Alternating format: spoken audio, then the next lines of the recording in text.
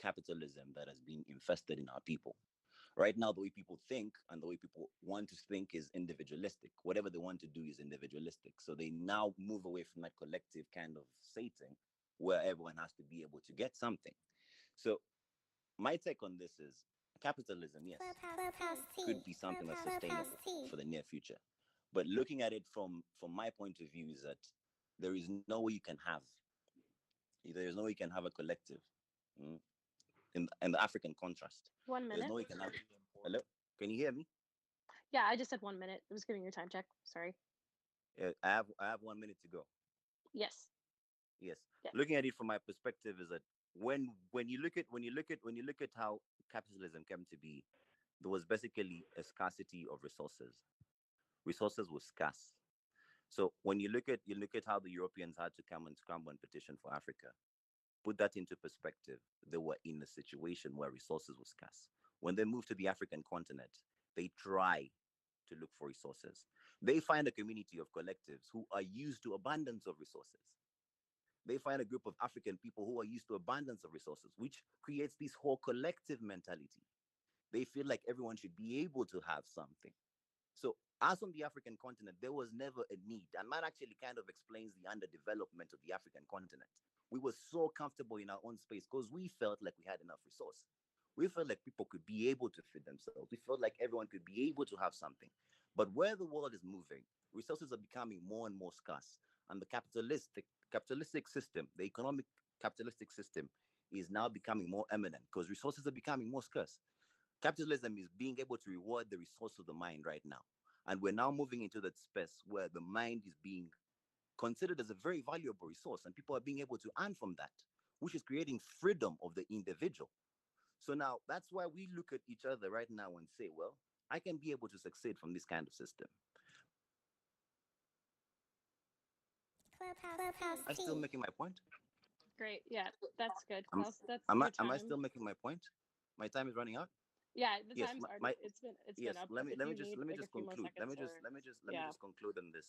Let me just conclude on this. The answer to Byron's question on whether we have an alternative that could be able to fit and replace capitalism, as it stands right now, I don't think we do. And I feel like capitalism is what can be able to reward the resource of the mind. And in the individualistic state that we're in right now, when you think of it, the resource of the mind is what puts people out there in the capitalistic economy. That's my thank, those are my takes on that. Thank you. thank you, Klaus, so much. Toby, Yeah. it's your turn. Yeah, thank you. I'll keep it relatively brief, primarily because a lot of people already alluded to the point that I was going to make.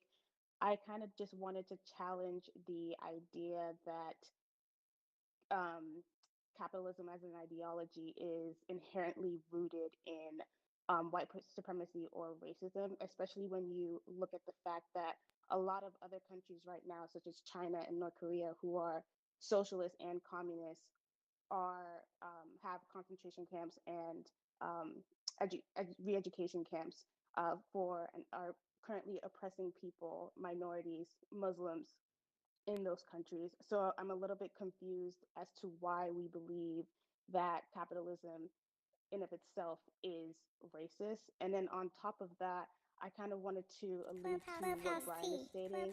I think that every human being is at least capable of evil. And so because of that, there will never be a system in which it's perfect or even close to perfect to any one of us. And I'm leaving that on the floor. Thanks, Toby. Jamal. Yeah, thank you, Taylor. You've been doing a great job of keeping order.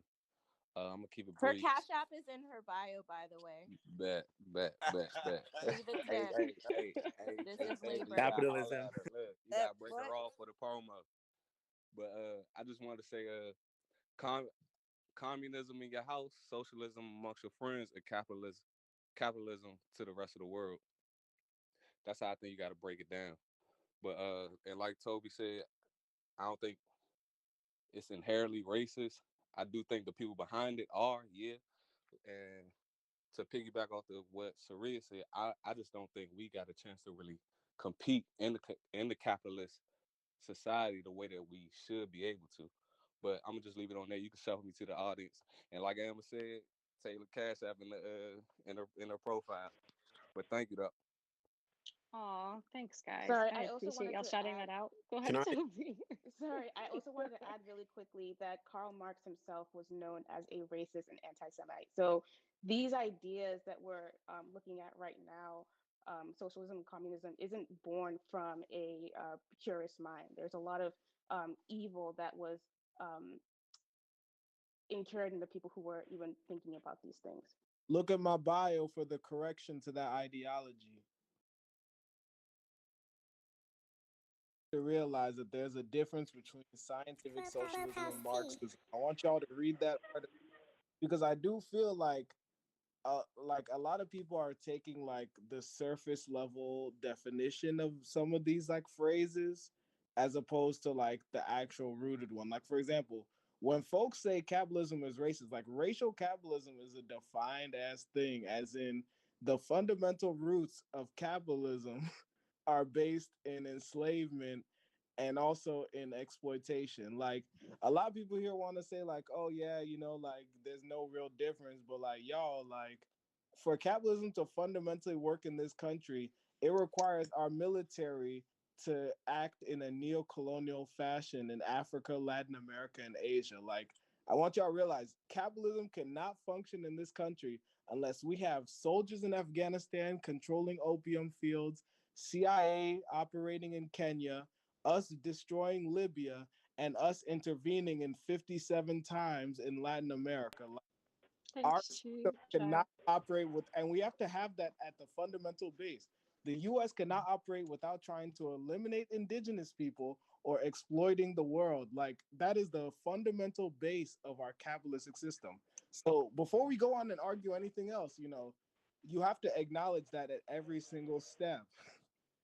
Thank you, Chai, for Can I? that Can I? framing. Can I But chime isn't in? the Can I Chinese chime in? government exploiting their people Toby, currently? Toby, hold I on, wanted to guys, say guys, something. Sorry, guys, sorry. guys. Chai. Okay, so I want to go ahead and like reset the queue. So Abdi hasn't gone, Dejan hasn't gone, C hasn't gone either, and Will Jared hasn't gone. So I want to give you guys a chance to speak. So Abdi, can you go ahead? Thank you. I just wanted to thank you guys for, keeping this civil because a lot of the other rooms, what I'm saying, people be wilding out. But just based off what she was saying, um, there's an idea by Dr. Cornel West. He said all conceptions of race in the modern world are based in predatory capitalism. So the idea of whiteness and blackness becomes a way to rationalize social structures like slavery and Jim Crow.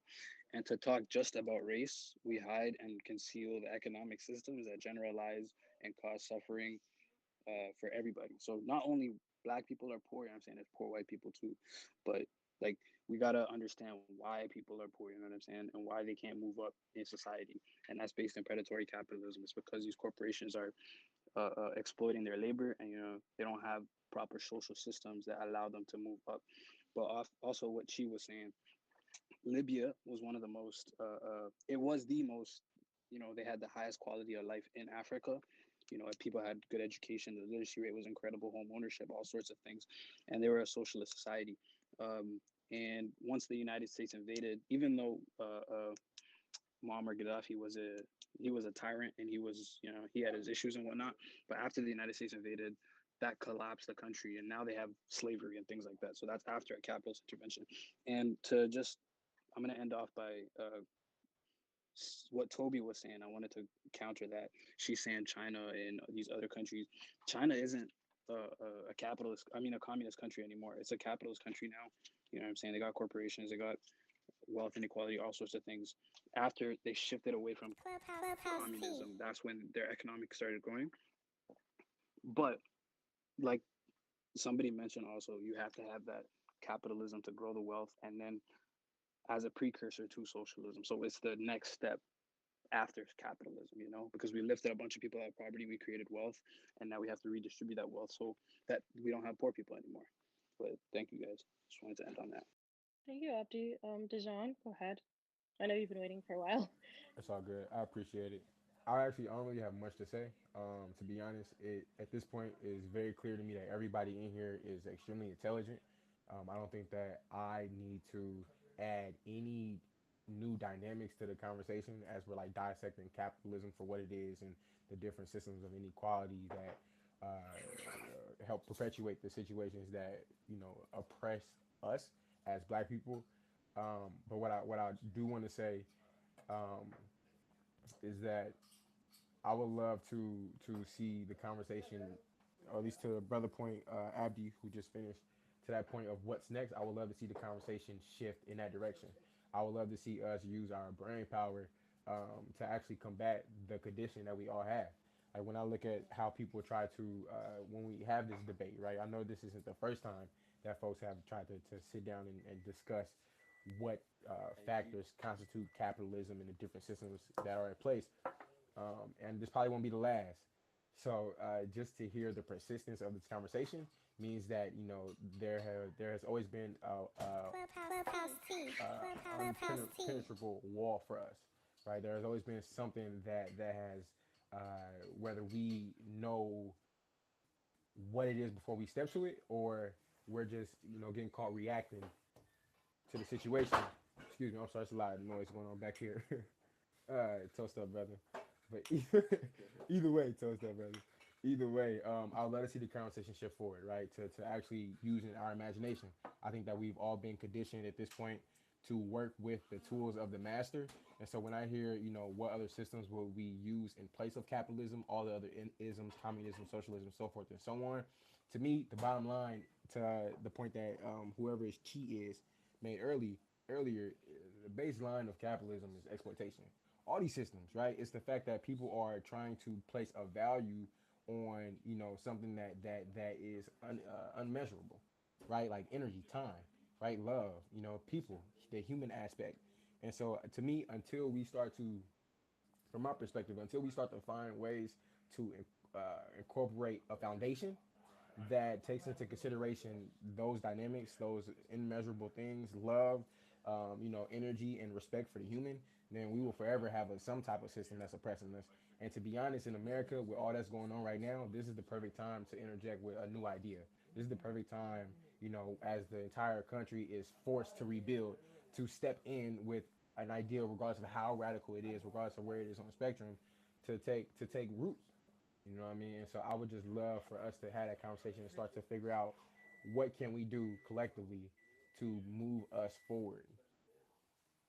John, C, if you want to add something. Hey, are you talking to me? Yes. Um, yeah, so I guess I've been in the room for a little bit, mostly listening. These rooms are always really hard and difficult. And I think who's that? Taylor, you're moderating. You're doing an amazing job. But they're always really hard because so many people come into these conversations with their own preconceptions.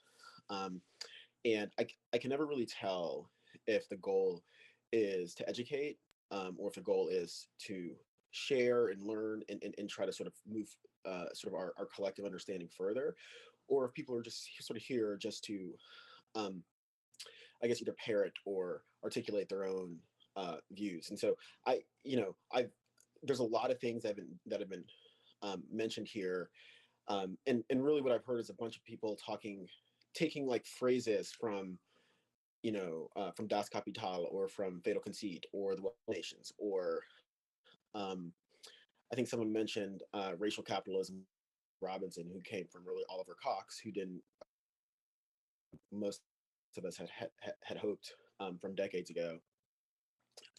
So I can never really tell um,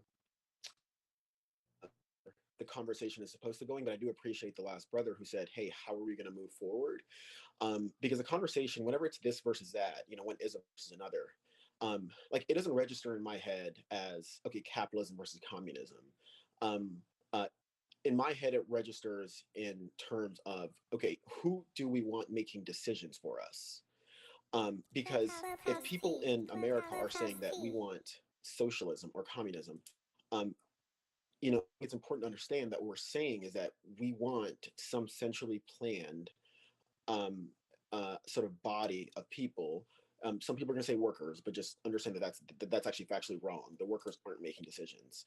It's someone who's going to make a decision for us. And as only 10% of the population, as people are, it's unlikely that we're going to be on that board of people or involved board of people who are making those decisions, and that creates this humongous bureaucracy where I don't think we get to contribute as much as we would like. And so when we ask what ism we want to choose, I think, at least for me, and it's not to say this is right or this is wrong, it's just how I think about it. It is, we got to decide what's going to be produced, when is it going to be produced, how is it going to be produced, and who's going to produce it. And those decisions can be inherently racialized in America specifically. So I don't want to get into the separatisms, except to say I'd love to find a way to move this conversation forward. As someone who has been probably guiltily more successful in the capitalism system than I probably should be, um, I have always taken the I've always sort of had the phrase, I've always thought about this in terms of, okay, I'm going to play the game, then I'm going to win the game, then I'm going to change the game. But that's one person, right? I can only do that as one person. Um, and I have friends on stage who I think are incredibly smart, brilliant. That's Amber and Bianca. And in my perfect world, right, I'd want to hear from people like them, and of course a bunch of the others on the stage, about, okay, how do we actually move forward in a way that helps us out, and that isn't creating this room where we have right now where it's just a bunch of people, what it feels like, talking over each other. But anyway, I feel like I'm probably getting close to my time, so I'll yield it to whomever is next. But that's sort Can of my I view. go next if that's possible? I don't know what the queue is. Go for it. Bro, ease All up, right, man. yeah. Ease up a little To bit. piggyback what C said, I do kind of agree with this point. I think this room has actually been better than most, but he definitely has a point. And what I would kind of encourage people to do is I would like personally to see more nuance in this discussion. I feel like these discussions a lot of the time tend to be absolutist or puritanical in a way that people are like, okay, this is what I believe, and I'm just kind of going to keep saying that. Um, and I feel like what we miss is a lot of nuance. So for me personally, this is a question that I got curious about kind of recently, maybe like probably everybody else, and I decided to start reading about it. So I'm reading this book right now called "Why Marx Was Right" by a guy named Terry Eagleton, where he uh, uh, kind of cites like 10 common criticisms of Marxism and kind of refutes them. And his it's taught me a lot, but not just like just be like, okay, socialism, and like I'm just going to kind of yell it at you and beat you over the head with it. It's actually like kind of giving me a lot of nuance, right? So you takes you through a lot of history of all different countries, how things came to be, and you kind of realize that like the conclusion that I come to is that it's a very difficult question. That's why we haven't been able to solve it. The question of how to produce wealth and distribute it in society. It's just a very difficult one. So I encourage people to not just be like, okay, this is the side I'm on, and so fuck it, like it's kind of a sports team or something. And I think that, unfortunately, honestly, what I think is that the reality of racism and what we're kind of up against in that aspect kind of drives us to this kind of absolutist puritanical lens where it's either all or nothing or zero sum. And I think that just studying history, because when I'm studying, like I realize there are good things you could say for capitalism and things you could that could detract from capitalism, things you could say about socialism, things that you could detract from socialism. So everybody knows the common criticism of capitalism, and that wealth hoarding, certainly scarcity when there really shouldn't be.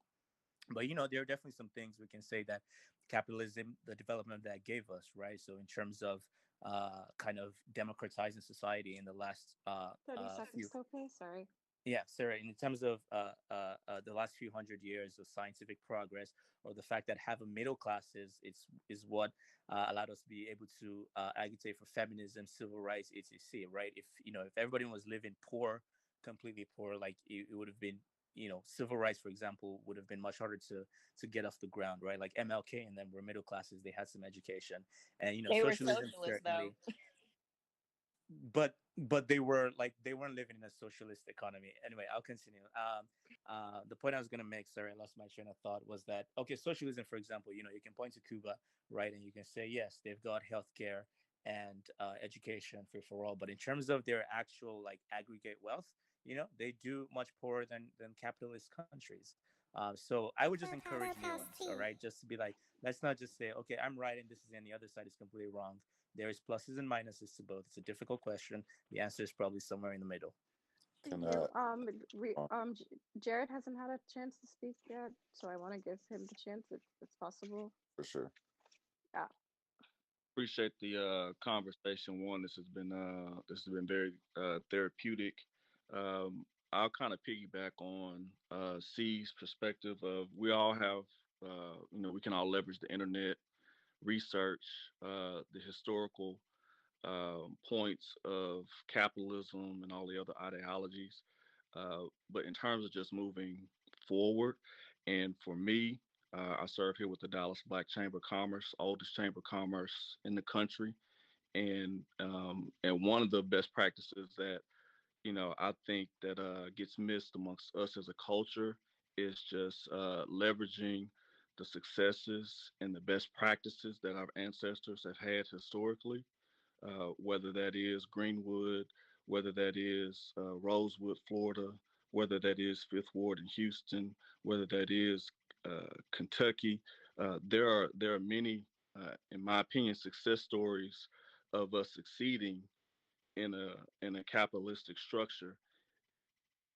Yes, racism was at the root of their failures, but like any game, you can take out the good, the bad, and the ugly. And as we move forward here in 2021, what are some best practices from those historically that we can take that worked, that didn't work, that may have needed some adjusting so that we could move forward. Can Thank I? you. Wait, oh, guys, before we move on, I do want to say that there are a lot of people that would like to also contribute that's an audience, and we've been up here for about an hour with this group of people, and I think everyone on the board has had a chance to speak at least at some point in the past hour and a half. So if we can keep the discussion up until 1 o'clock, and then I can reset the people from that's in the speakers lists with people in the audience, that would be really great. So Moses, go ahead. Well, I'll Yeah. I'll mute. Some good recommended reads: The Color of Law, Color of Money, Powernomics, White Metropolis. I appreciate y'all for the time. No problem. Moses, go ahead. Yeah, so I kind of stepped out, so forgive me if I like repeat anything. I was here for a good minute, like 3 hours, and then I stepped out for a couple. Um, so I actually stepped out because so there was somebody in my DMs that like low key was like, "Yo, like what has socialism done? Like when has socialism ever worked?" Which is crazy because again, forgive me if I haven't heard anything. I never mentioned socialism, right? Like I'm like all like for those who were there when I was like speaking, I was talking about imagining a new world, right?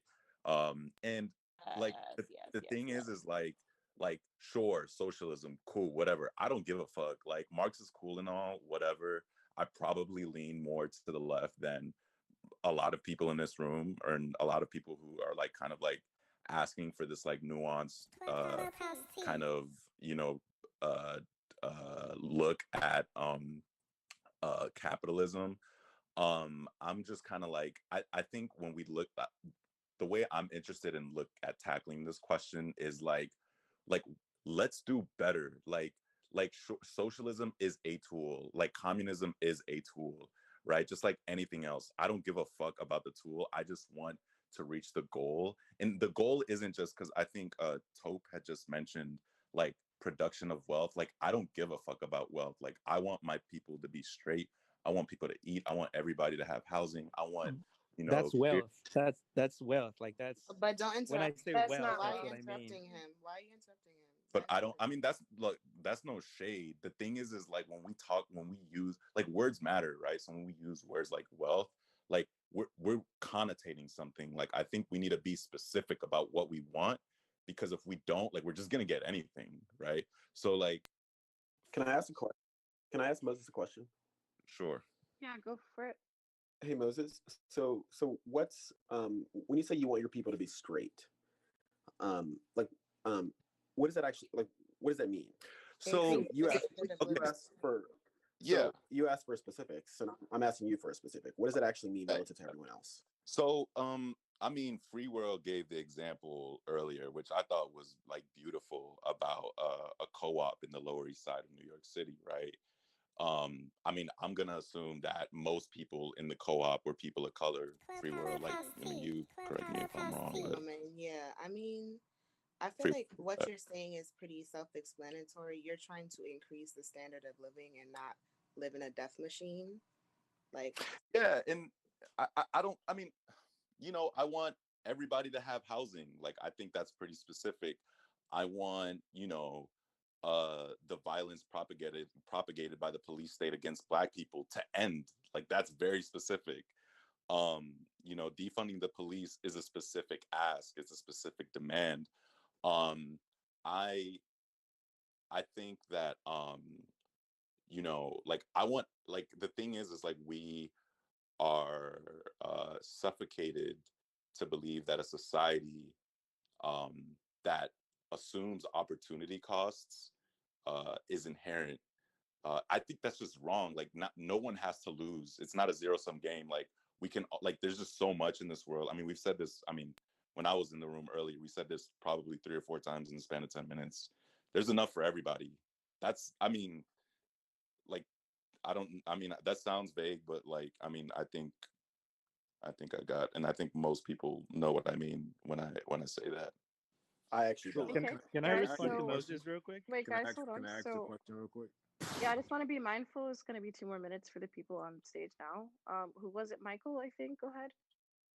So what is our in the future, with labor being limited by technology, like what do you feel is our bargaining chip as, contributors to the labor system right now? Like what is our bargaining chip to ask for these things besides just being human and the fact that we know that everyone needs these things, but like how do we articulate the value to the system? well, if the system does not see human life as valuable, then that question already assumes the answer. And I think that a lot of these questions are based on assumptions that have not been true for most of human history. And when we have the gall to actually interrogate the assumptions that we have about what our human condition is in general, then we can move forward. I think I hear folks in this conversation talking about, well, how can we move forward towards solutions and what do we use as bargaining chips?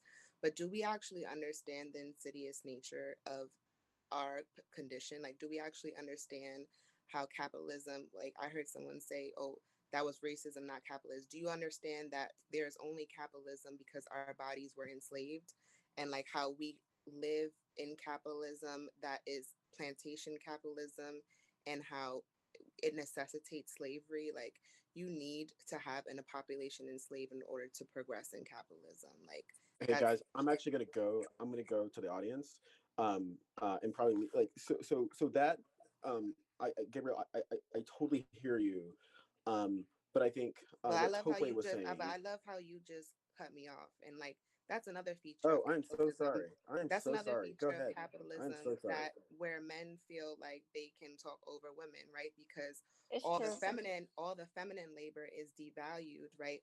All the Yes. work that women do in the household is invisibilized.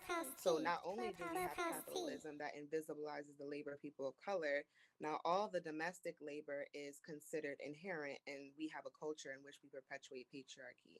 But I digress. Yes, that's true. So thank you all, everybody, for their contributions. It's 1 o'clock, so I'm gonna go ahead and like reset. So if I send you into the audience, I'm sorry. I'm gonna send everyone that's not a moderator into the audience, and then Bye, everybody. It was nice chatting with you all. Merry Christmas. thank you so much again, everybody. So go ahead and raise your hands if you want to be brought up. But yeah, I'll bring people up once I move people off. But yeah, thanks again, everybody. Thank you for having me, guys. I really appreciate the opportunity to listen. Thank you, Michael. Hey Thank you. y'all. All right, Hey. hands are on. I came back in here like, what is going on? This shit done balloon, boy. No, that part. I was like, wait, isn't Cuba poor because of an embargo? But forget it. Forget it. Like, Yeah, aren't We can have that discussion though. I think we need to. like yeah, aren't all the socialist countries poor because of the U.S. intervening and There sending you go. black ops and That part. like yeah. I Uh, also I also just want to kind of just say, like, y'all gotta stop using just USSR, Korea, and Cuba. Like, there are currently socialist projects in Bolivia happening right now, in India happening right now, in Mexico, and these projects have been going on for at least 20, 30 years, and sometimes successfully, So like y'all gotta stop using them same four countries. Cause guess what? Like, like we black, like we gonna do this shit differently. And we have Preach. historically. If you look in Burkina Faso, they raised the literacy rate through socialist projects there. And that's not even me trying to share my ideology. I'm just saying, like, I would love to have a debate, but we really gotta get that education level up on like the history of this stuff. Hey, no, that's and real. big oh, facts. I Go ahead. also want to lift up something that Moses said, which is a Um, similar point that. before we do that, can we reset the room really fast? Yeah, for sure. So Sorry. I guess for people that haven't been, can you guys hear me? It says poor connection, so I don't know. Can y'all hear me? yes. Okay, cool. So basically, what like the room title is, why do Black people support capitalism? Civil debate. So basically, it's a discussion on how Black folks have engaged in this new ideology of Black capitalism, and also the problematic nature behind that. And we're having a discussion around what is Black people's relationship to capitalism, the history of capitalism, um, reimagining a new world, not necessarily being linked to socialism and being linked to communism per se, but just like different ways in which our communities can strive to reimagine ourselves in a different place outside of suffering and outside of capitalism, right? So it's a free space for you to share your views on capitalism and ways to move forward. And yeah, so the way we've been doing this since it's gotten into a really big room recently, we've been allowing people 3 minutes to speak. Try not to interrupt one another or scream over each other. If it gets really loud and stuff, like we're probably just gonna mute mics so that we can reset and make sure that everyone's being respectful. And also trying to center more femme voices in this space because it's been really male dominated, and a lot of men have been yelling over people Just for like the past few capitalism. hours. So we want to please be mindful of like the space you take up as well in this space. And also, before we start, there was a question that was proposed by someone in the audience. So, like, if you have any questions that you want to ask the panel of people up here, you can DM me on Instagram. But someone messaged me this quite a minute ago, but did want to, I told them I would ask it. So, yeah, but the message said, I'm listening into the Clubhouse Capitalism question room and I'm loving it. I'm white and yet very interested in nonetheless. Wondering, does anyone think our government should enact a shift from policy that improves economic productivity to policy that improves its citizens' lives directly based on research? So that's the question from someone that was in the audience. So if you have any other questions, please DM me and I can ask them to the panel. And as we go on, I can move more people up from the audience. But I think this is a good start with people. So I know Amber was saying something, so I'm going to give you 3 minutes to finish what you were saying. Sorry for interrupting you earlier. No, thank you. And I'm sorry if I was skipping the line and I know you're trying to moderate and you're doing amazing. And Taylor's Cash App is in their bio. So everybody leave a tip.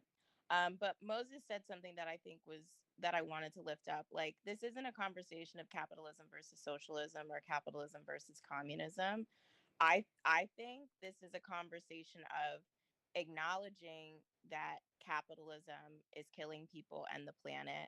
What can we do instead in service to liberation for Black people, for all oppressed people? What can we do to resist? What can we do to build a new world as we're tearing down the current one?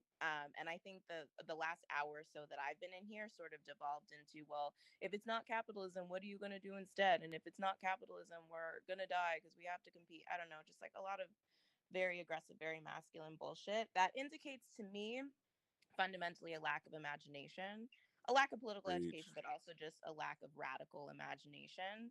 So I would love for, in addition to the question that was just posed about, I think it was like, what should the state do? I don't know. I'm not in the business of asking the state for things because I know the state is just set up to kill us. But in addition to that question, if anybody has responses to it, I would love for people to start articulating ideas, or even better, like shit that's actually working. Like, I think all of the mutual aid networks that have popped up in the COVID era are incredibly fertile ground to start building new connections with our communities, with each other, with the planet. Like, if you live in a neighborhood that has food apartheid, great. Like, what can we do to start building community gardens? What can we do to start grocery stores that are co-ops? Like, a lot of people are worried about reproductive justice and birthing justice and stuff with the Supreme Court, whatever. Okay, what do we need to do to train more doulas and midwives in our communities? What do we need to do to teach folks how to do safe births and safe abortions and everything else at home?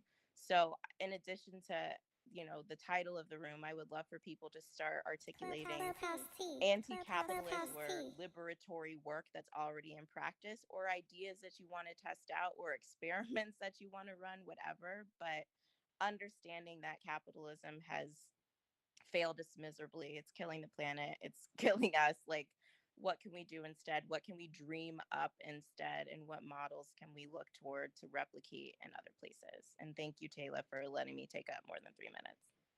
It's okay. No problem. Veronica. Oh, sorry. Veronique. Sorry, I read your name wrong. Go ahead.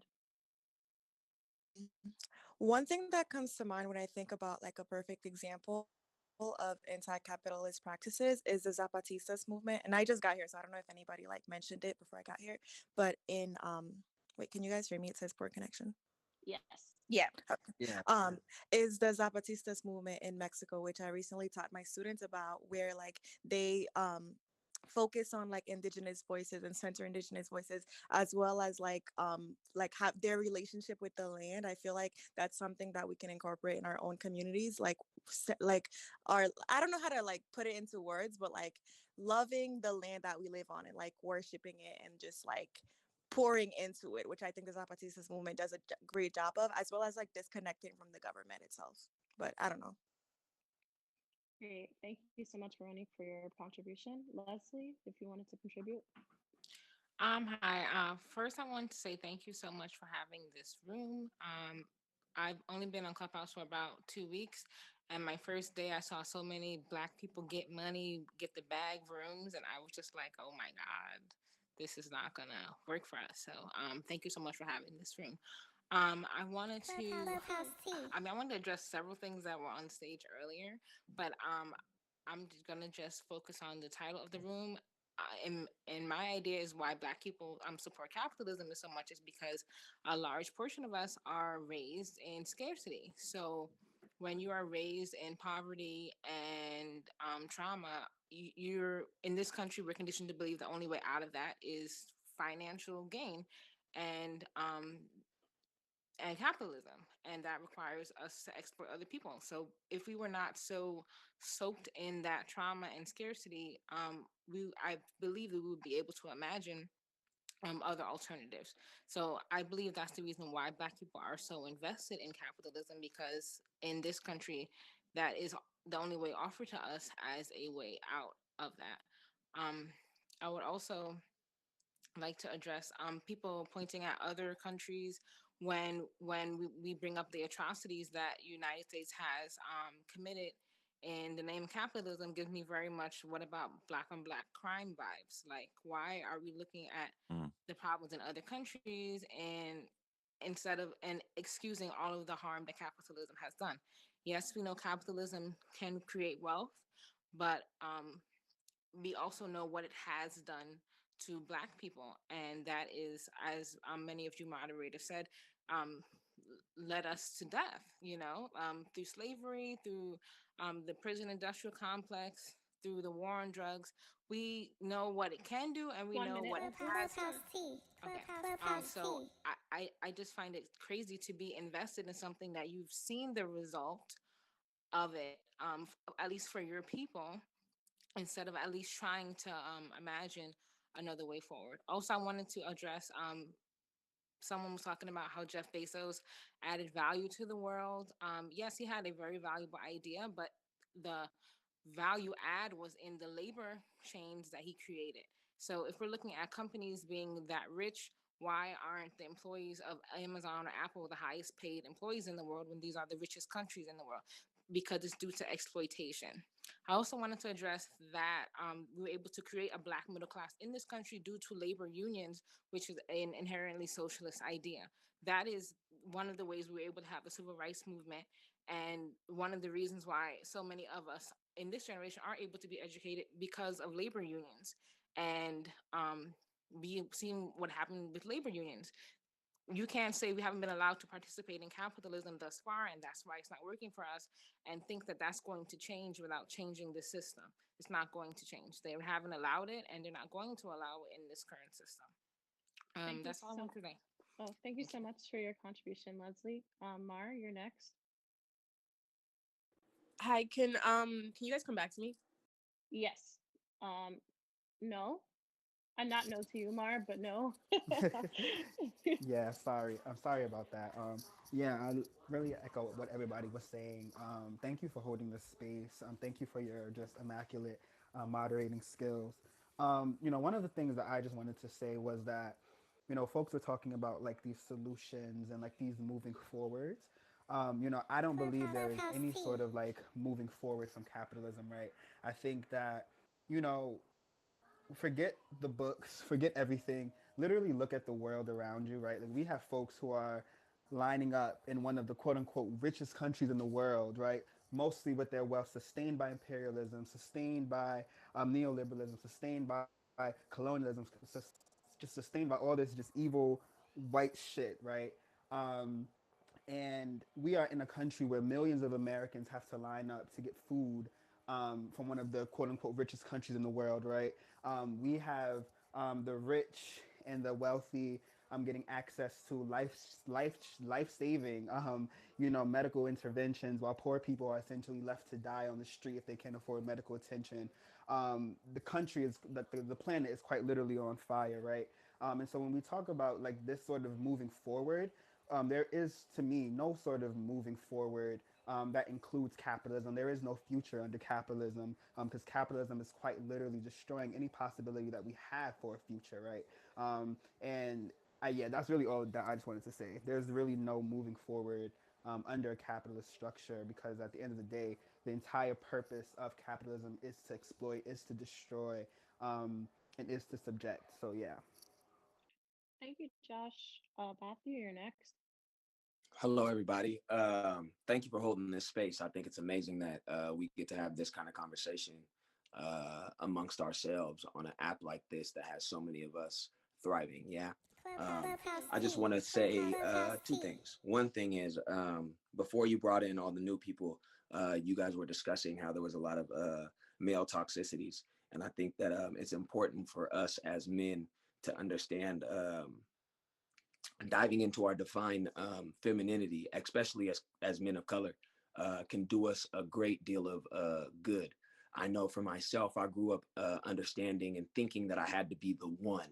Like, this is how it is, this is who I am, and this is what I believe. Not realizing that that also cuts me off from accepting that my brothers and sisters that look just like me might view the world a little bit different than me, and we can come together and create and imagine a brand new world. And I think that it's important that we work together, and I believe that women do that a lot better than men outside of the capitalism. Yeah. And then as far as moving forward, I think that it's important that we utilize our tools. Yeah, I'm black and I'm white. My mom's white, my dad's black. And when I look at the two sides of my family, the white side of my family don't really rock with us, and I'm gonna assume because we're the only colored ones. And my dad's side of the family, they're all, it's drugs and alcohol kind of tore our family apart.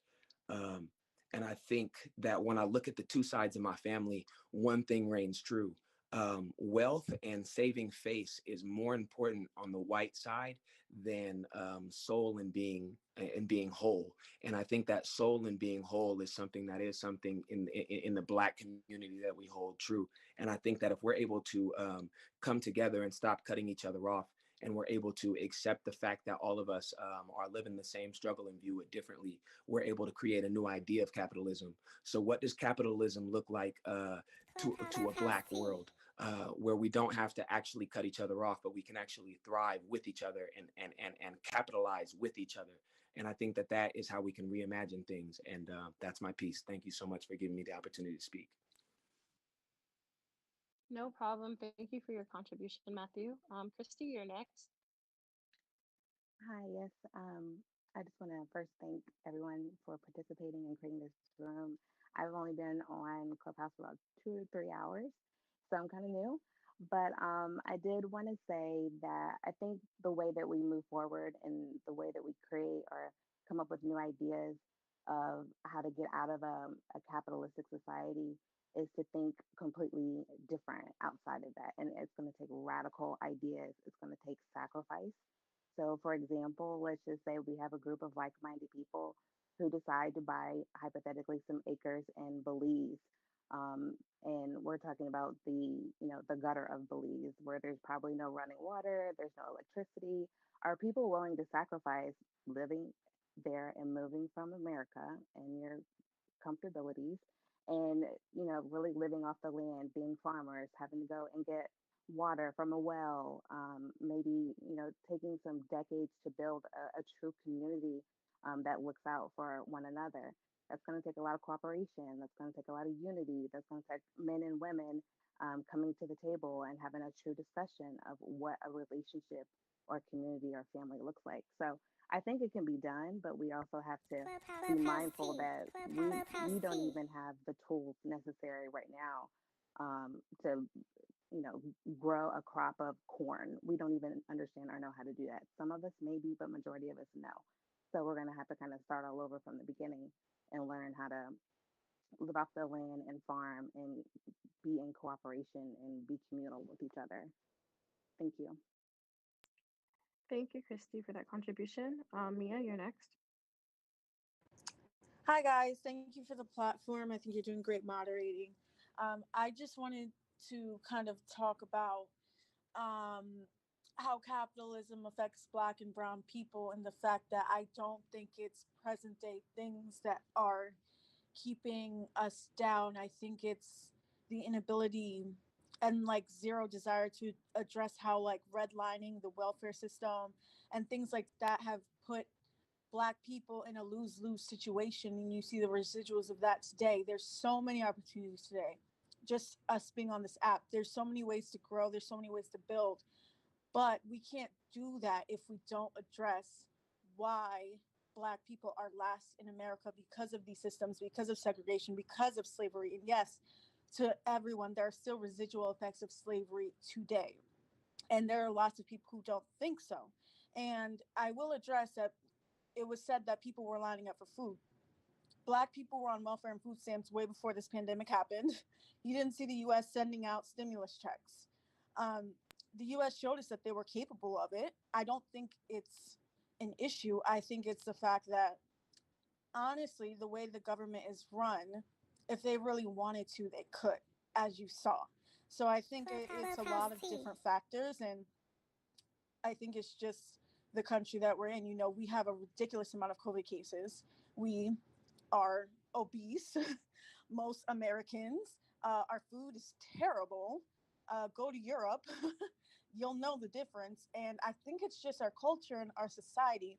But as far as for Black and Brown people, I think they started in a losing position and that's still affecting them today. So that's my 2 cents. And thank you for letting me speak. Thank you, Mia, for your contribution. Khalif? Thank you for having me. It was definitely a bunch of amazing speakers, and just I'm more so a student of Claude Anderson, and I believe in Black economics. And I really look at it as a scenario where as though if we can come together on the economic base, outside of all of our differences, outside of all of our different beliefs, if we can come together on the economic base, I've created a plan to basically invest in the HBCUs to get over $2.5 billion a year. We're looking at a situation where though we can get into farming and within 15 years have 2 million farmers. We can have our own industry for once. And that's the industry that we built this country on. We do that, we get in the marijuana industry, We get 5% of our people in that industry, 2 million people there. These are two industries that we can actually take over because these are two industries historically we have been involved in since we've been in this nation. So I think we have a lot of work to do, but moving forward, I think that is very possible. Thank you for your contribution, Khalif. I think we went through everyone on the docket. So I don't know if anyone's okay with me saying something. So I think You I go. wanted to Take your wanted, time. You've so been I did killed. want to contribute to the discussion as well. So I guess like I come from a Black feminist, Black radical feminist framework in terms of how I view my politics in this type of realm in terms of economic liberation. And I really encourage everyone to read the Combahee River Collective statement. It's like 10 pages. It's phenomenal. And some really great Black feminist theorists wrote this in the 80s. And basically, like they make it very clear that in order for Black women to get, well, queer Black women to get liberation, that we must go through an anti-capitalist lens in order for that to happen. And I do wholeheartedly believe that. I do think that capitalism is very much racialized, and it's been proven as such because race came into being once capitalism came into being, and Black people and other marginalized people under European colonialism, imperialism, and capitalism became racialized and became capital, and were not fully actualized as human. So I don't want to participate in a system that still does not see me as a person, that still allows for these systems to be perpetuated and continuously kill people from my descent. And I don't necessarily agree with the critiques that there's the racism and then there's capitalism. These two things are directly intertwined with one another. So that's just how I feel about that. Additionally, I do understand like the want for people to have a solution really quickly. And like I said, as it's been said before, we can point to, I guess, capitalism, quote unquote, working. We also have to question like who capitalism works for and why, right? But like when people point out capitalism working, we also have to understand that capitalism has been in this globalized system for 500 plus years. And when we're talking about, I guess, what is known as socialism or communism, it's been less than a century that states have even been able to develop into those countries. And also a lot of interference has gone into those countries being successful, a lot of embargoes, a lot of tariffs, a lot of genocide, and a lot of ethnic cleansing from Western nations to make sure that marginalized people don't get theirs, right? So I think like that's also really important to point out as well. So I do think that there is a lot of consciousness raising that needs to be had when we're talking about capitalist and communist structures.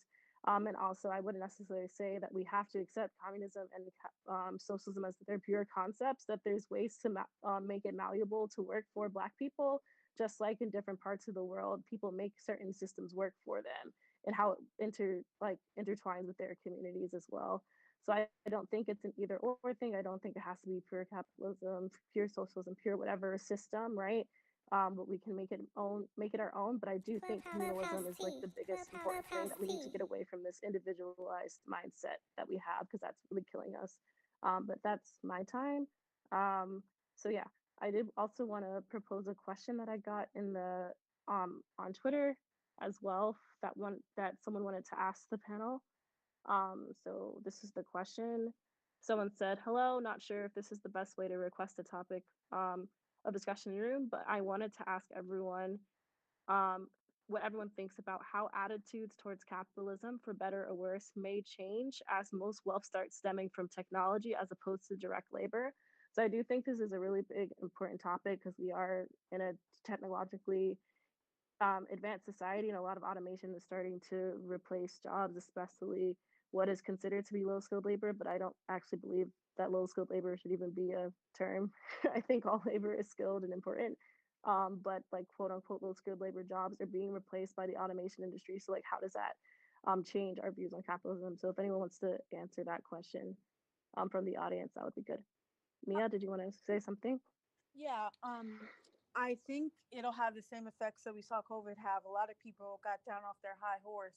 These people who had these important jobs and lost them in the pandemic. That's why you saw so many people coming out for George Floyd, for Breonna Taylor in the streets, because people were brought down to earth. So when they saw the video of George Floyd, they were like, oh, I feel like the same thing will happen with AI. People realize they're not invincible. They're not the best at what they do because the robot can come and replace them. AI is taking up more than people think. In the music space where I work, you have artificial intelligence that can create songs, that is capable of making their own songs through machine learning. So it's coming for every industry. And I just think there's probably going to be rights given to artificial intelligence, whether it's copyright, whether it's constitutional rights. I don't know. I just think it'll kind of upend the world in general. But I don't know if anyone has any other comments. I I, want I, I want to say, you can go. um, as far as the attitudes that would change, I feel like it would be similar to what we're experiencing now, where everything is going to be blamed upon immigrants. So whatever, you're taking my job.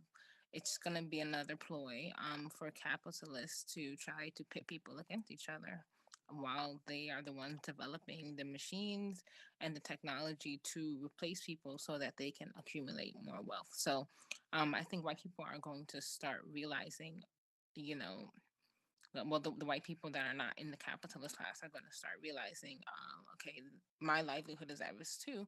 And it, hopefully it won't be, but I think it may become like a violent issue. And I think the only way out of that is to try to figure out a way where labor is valued more in this country. That's it.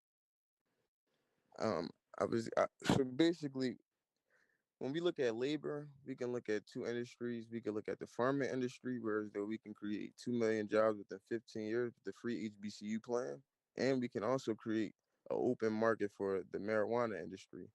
These two industries we can dominate in, and we can make our HBCUs free, whereas though we can have more people being able to go to college as a form of reparations for our young people. We create that as a form, and now at that component, at that moment, we have an industry whereas though we create food. There's three things that you always need: air to breathe, water to drink, food to eat. If we make food that is healthy, proper, that is not of subsidies, steroids, that's not eating vegetarian diet, that is living in its worst condition, we can create this type of food to first feed our people, then sell to the rest of the country, then eventually sell to neighboring nations. We can sell to our brothers and sisters in the UK. We can sell to our brothers and sisters in Canada. We can eventually stream income, and that's how we can build and develop as a nation within a nation and then do our thing.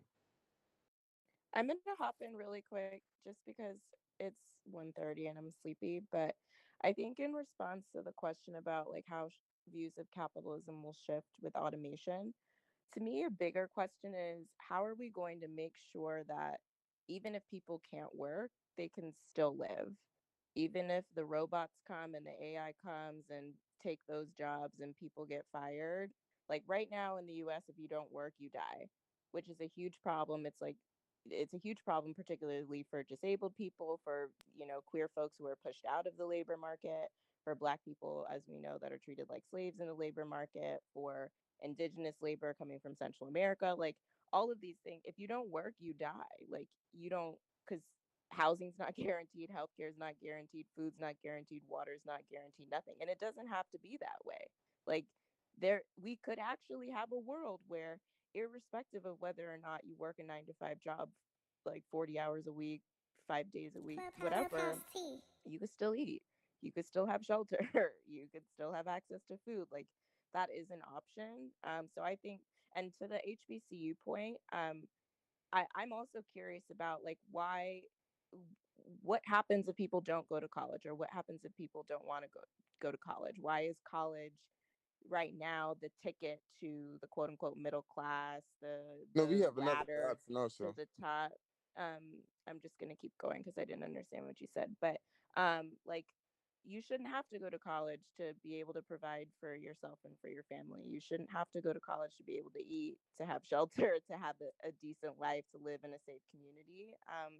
So I don't know. I said this earlier about just like the need for radical imagination in terms of visioning liberated futures, but it's, to me, it's not just a question of like what happens if the robots come, or how do we get more people in college? But like, irrespective of whether you go to college, irrespective of whether you can work, irrespective of whether you're able to work, irrespective of whether you work 100 hours a week or 5 hours a week, whatever, everybody should be able to eat. Everybody should have a safe place to live. Everybody should have food, water, all of those things. And I think it is going to take a lot of radical imagination, but starting from a baseline of how do we make sure people's material needs are met, and what does a world look like where everybody's material needs are met, specifically Black people, especially Black people, and all oppressed people, and all of the people that are oppressed around the world because of America's capitalist colonialist empire. And thank you so much, Taylor, again for moderating this. I'm gonna dip out soon. No But also, problem. their Cash App is in the bio. Taylor's Cash App is in the bio. Khalif, I'm gonna give you 30 seconds to respond because there was a direct comment towards what you said. So go ahead. Yeah, I'm sorry, I didn't want to be misquoted. So we have a program where there's 1 year and 2 year programs. So you can do 1 year for agriculture and 2 year for agriculture and marijuana, so that you can be able to own your own dispensary. But also, if you're in high school, we'll put you on the track, and at the track, we'll put you in a situation where you can be able to be in these unions that we also want to dominate in these different fields: carpentry, plumbing.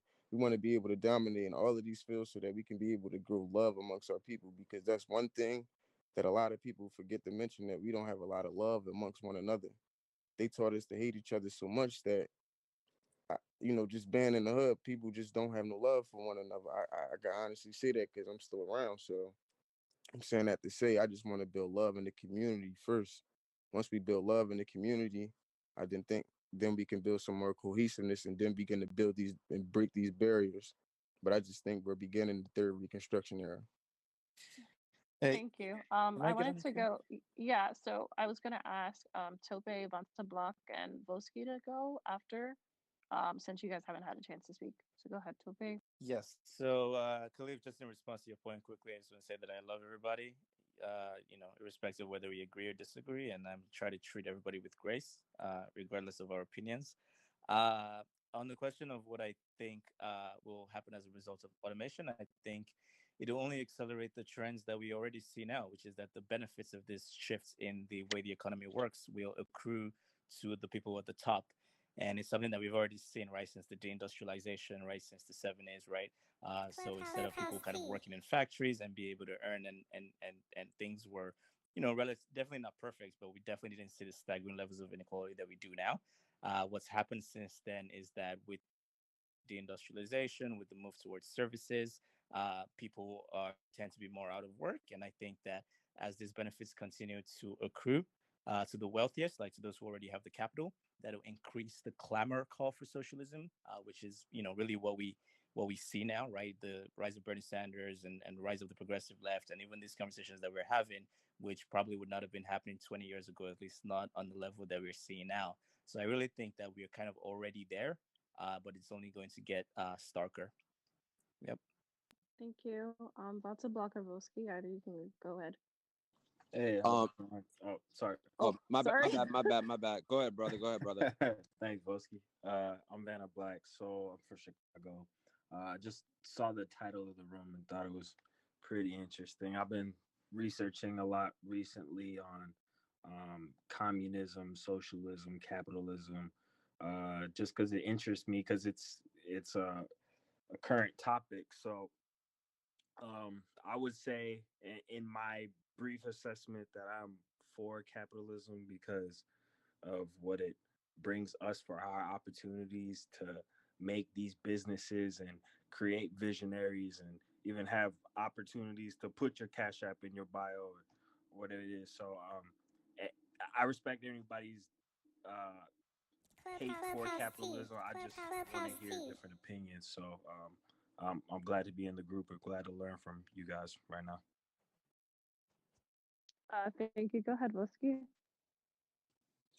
I'm just kind of chiming in. I'm new into the room, so I don't want to give too much of an opinion, not knowing exactly where the discussion was at.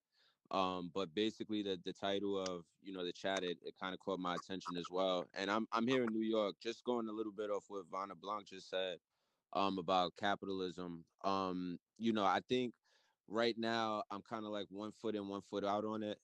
Especially here in New York, you can definitely see that if you're on the right side of capitalism, I think, you know, regardless of what race you're in, as long as you have like the right connections, if you have right supply, the right angle on the supply and demand of whatever industry that you're trying to enter, I think, you know, capitalism can be advantageous to the Black community as well. I can only speak from where I'm from.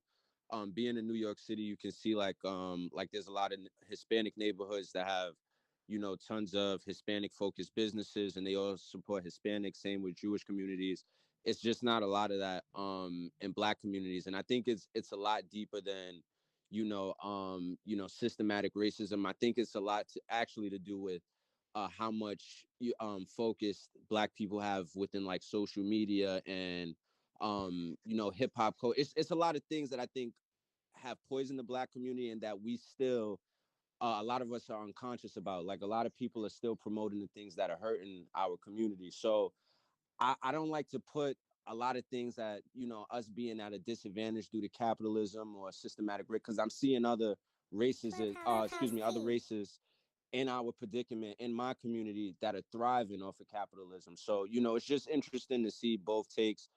Again, I'm neutral on it. I just want to, you know, hear other people's opinions, but I'm also here to learn and, you know, gain other things that I can gain as well. Thank you, Boski. Before we move on, I did want to ask the audience if there's any women or non-binary people that would like to get on the docket, because there is a lot of masculine presenting men also speaking. So if anyone, so we can make it a more balanced representation as well. So just raise your hands. That's all I wanted to say. I think it was Dice. Go ahead. Yeah, for me personally, I'm just here trying to, you know, just trying to kind of hear what everybody has to talk about as far as everything go. As far as the topic goes, I'm pretty sure that once people get to speaking and start talking like that, I'm gonna have a lot more to say into it. Because you know, the KKK capitalism is definitely crazy. You know, like the new KKK is sort of like what is that, the Proud Boys, and you know, a lot of people is How like so?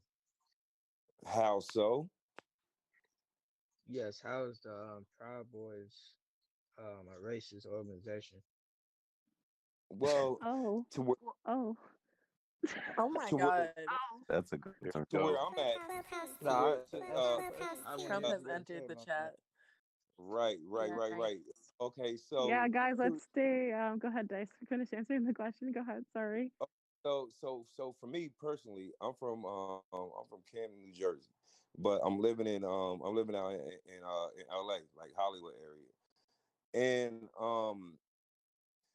okay, so out here in the valley in California, you like they have these different types of like rallies and stuff for like Trump and stuff like that.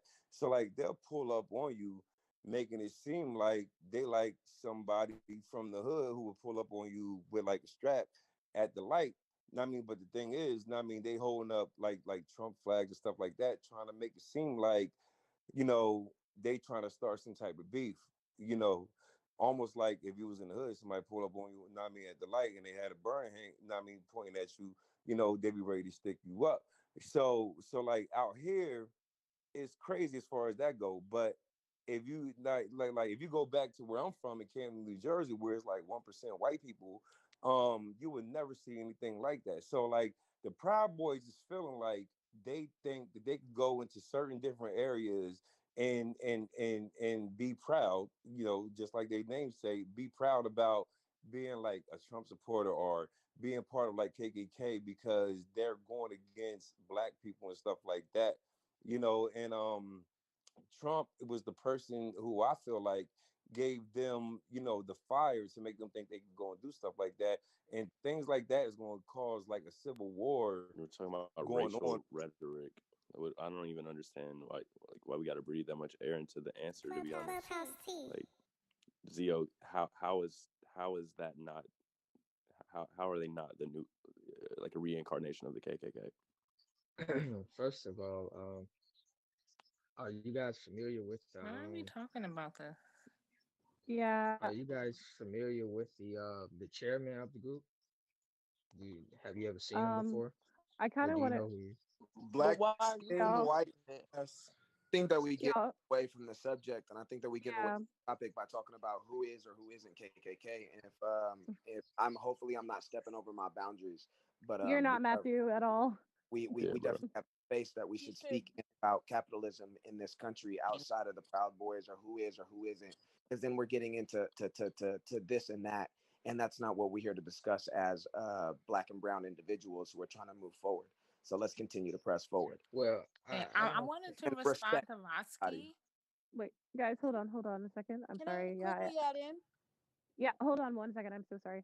Yeah, I just want to like recenter the conversation. I don't know if like, people who had just joined the conversation, we're not necessarily talking about I don't think we're in the semantics of arguing who is and who isn't a white supremacist. That's not what this room is meant for. Like Matthew just said, like we're talking about capitalism and how black people engage with capitalism and like the different structural things about capitalism. So like can we not like let's not derail the conversation into getting into this, and like I would appreciate like if we don't give this much energy. um yeah. Okay, wanted Guys, to respond to Rotsky and what he said. okay, go ahead, Leslie. Um, I'm from New York. I'm from Queens, and I went to high school in the city. And I just wanted to just give you a little bit of background as far as the Hispanic community, the Jewish community. They are white, so they do have an advantage there. But yes, they do stick together. But as far as the Hispanic community, especially in New York City, they are able to do a lot of the things that they're able to do because of the civil rights movement and because of the foundation that Black people have laid in this country. That's why they're able to come here and live in certain neighborhoods or have certain advantages because but especially in New York, a lot of the Hispanic people are in fact Black people because Hispanic is not a race. Um, and also, I have a lot of Dominican friends, a lot of Puerto Rican friends, and what a lot of them do is come here. They work really, really, really hard. I'm not taking that away from them. They save money, they go home and buy businesses and invest in their home countries, make capital there, and then bring it back and are able to purchase properties and stores and things like that. And that is how they are able to accumulate their wealth and circulate that in their community. And that is not an option that we as Black people that are born here and have family here and are only American have. So I just wanted to give you some of that background. I don't think it's necessarily just a we don't stick together thing. I mean, that is a problem, but um, comparing our struggle to other groups of people that came here willingly is not an equal comparison. I just wanted to make that note. Thank you, Absolutely. And if Leslie. I think, oh, go ahead and respond to that really quickly, Bosky. And I think Mia also wanted to say something. So after Bosky, Mia, you can go ahead. Okay, all right. So yeah, I'll just try to keep it brief. So definitely like Leslie, I don't disagree on anything that you said. I wasn't basically trying to say that we have a more of an advantage or more of a disadvantage than anyone. I was just speaking, like I said, for me, just being here in the trenches. I was born and raised in New York. Like I just find that within the black community itself, we're just we're a community that's just built on habit. And I think a lot of the habits that are pouring into the black community just happen to be bad ones. Majority of the people that I'm around, like is I'm blessed to be in this room with, individuals who are like-minded, who are, wanting to push, our race forward. But I'm definitely around the people who are just caught up in, like I said, the social media, the hip hop aspect of the black community. And one thing that I can agree with you on, as far as like the Hispanics, coming here and, they had maybe some groundwork laid out on them based on our work of our ancestors. I agree with that 100%. But I think the reason why, and again, I'm just speaking from my surroundings. The reason why I think they're successful is because they've been doing it a lot longer than us. Again, things tend to be trendy in the black community that what's around me. And now I'm starting to see a little bit more black businesses come up, like black juice bars. I'm starting to see like like some of the natural stores that have like the black soaps, things like that. But it seems like it's a lot of the same because it's becoming trendy in my area, not necessarily because there's innovation. It's like someone who may be getting a couple of dollars here, whether it's legally or illegally. Oh, okay, the juice bar is the new thing. So now it's a bunch of those popping up. I think that there's just a lot of the wealth that we're putting out, and that's why the title of the chat interested me. The KKK capitalism thing is, I just think a lot of the wealth is just being poured into the wrong places. If it was a lot more if it was trendier for blacks to support black, if it was cool to invest money in land and not in jewelry, I think definitely we would thrive. But there's just a lot of habits that are birthed within our community that's holding us back, and that's why I said it's more about being together. We got to change these habits, and I think hip hop culture, media, a lot of things are put in front of our faces to kind of derail us from the focus and building the good practices that help build wealth, such as other races. So that's all I was trying to say, though, Leslie. But I agree with you 100%. Sorry for the lengthy response too. My bad, guys. Can I respond? Thank you, Voski. Oh, give me Kim, can you go after Mark? Can you go after Mia? Is that okay? Sure. And can I be answered too? Akil, yes, I got you. Okay, so I just wanted to comment on Zio. I think when you name it KKK capitalism and you do associate race with capitalism and you do bring up the Proud Boys, no problem when someone agrees with your perspective. And then as soon as someone chimes in on something that he didn't even get 2 words in to speak on his perspective or uninformed perspective, I think that might be a problem in the Black community, because how do we move forward if people in the Black community aren't informed of the Proud Boys and don't know that they're racist and are under these ideologies if we don't let them get 2 words? And I just think that it kind of makes it seem like we're not open to changing perspectives because it is named KKK capitalism. We are linking racism. We are saying who is white supremacist and not. And the Proud Boys stood when they were saying that they were white supremacists, but as soon as he tried to chime in, you didn't want to talk about it anymore. So I just want to add that 2 cents. Wait, Hey, when Mia, did they I say wanted they were white to. supremacists? Hey, Mia, can I add to this real fast? I think people just wanted to like recontextualize and recenter the conversation. So I think that's why people didn't want to get into that. But I mean, if Zio wants to respond, I'm not sure like how the other moderators feel about that. I mean, because I had a few No, I'm messages in I'm my not saying inbox. he has to respond. Yeah, yeah, I'm saying just yeah, yeah. my opinion of. Okay. Yeah, I like that everybody else is contributing, so we can continue with everyone else contributing. Okay, cool. And I'm very new here. Could I ask for more context about the title of the room? Why do Black people support? Are we talking what define KKK capitalism? Like, Yeah, titles. Can we Yeah, get some so more I didn't resolution on name it? so I didn't name the room because per se. Yeah. So yeah. I like became the moderator after a point, but like I didn't name the room, but like in the context of what I understand as when people say KKK capitalism, they're talking about the racialized capitalism in the US and the United States context, and how like race and capital have been intertwined with one another in order to perpetuate white supremacy on Black bodies, and like going through American imperialism, going through what should I call it, colonialism, as well as chattel slavery in the United States.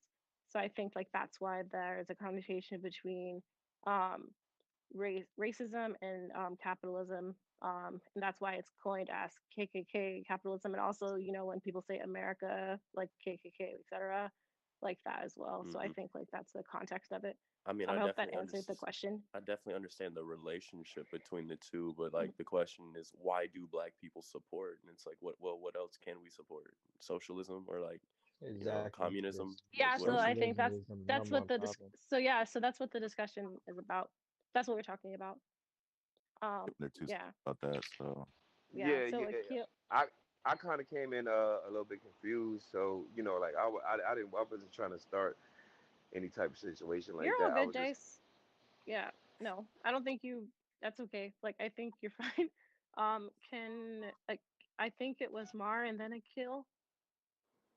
Yeah, I just had a question and then a comment. I guess my comment was, or I guess it can be a comment that could also be answered by folks.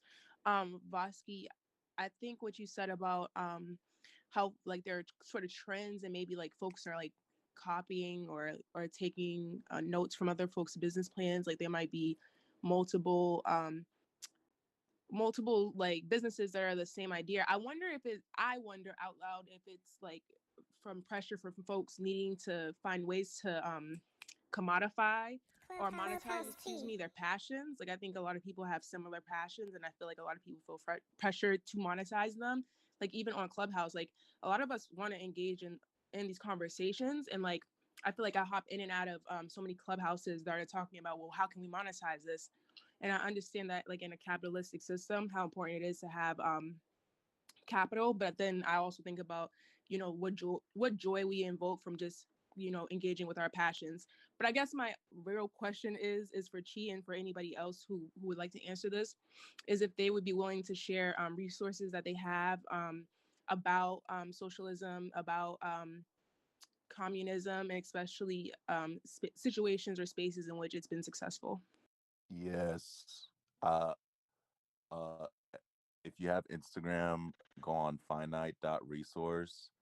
Um, this is a person that has literally an entire Google Drive of free books on all of this. I mean, I'm talking probably 20 to 30 to 40 books, maybe even more, and they're all free. So finite, FINITE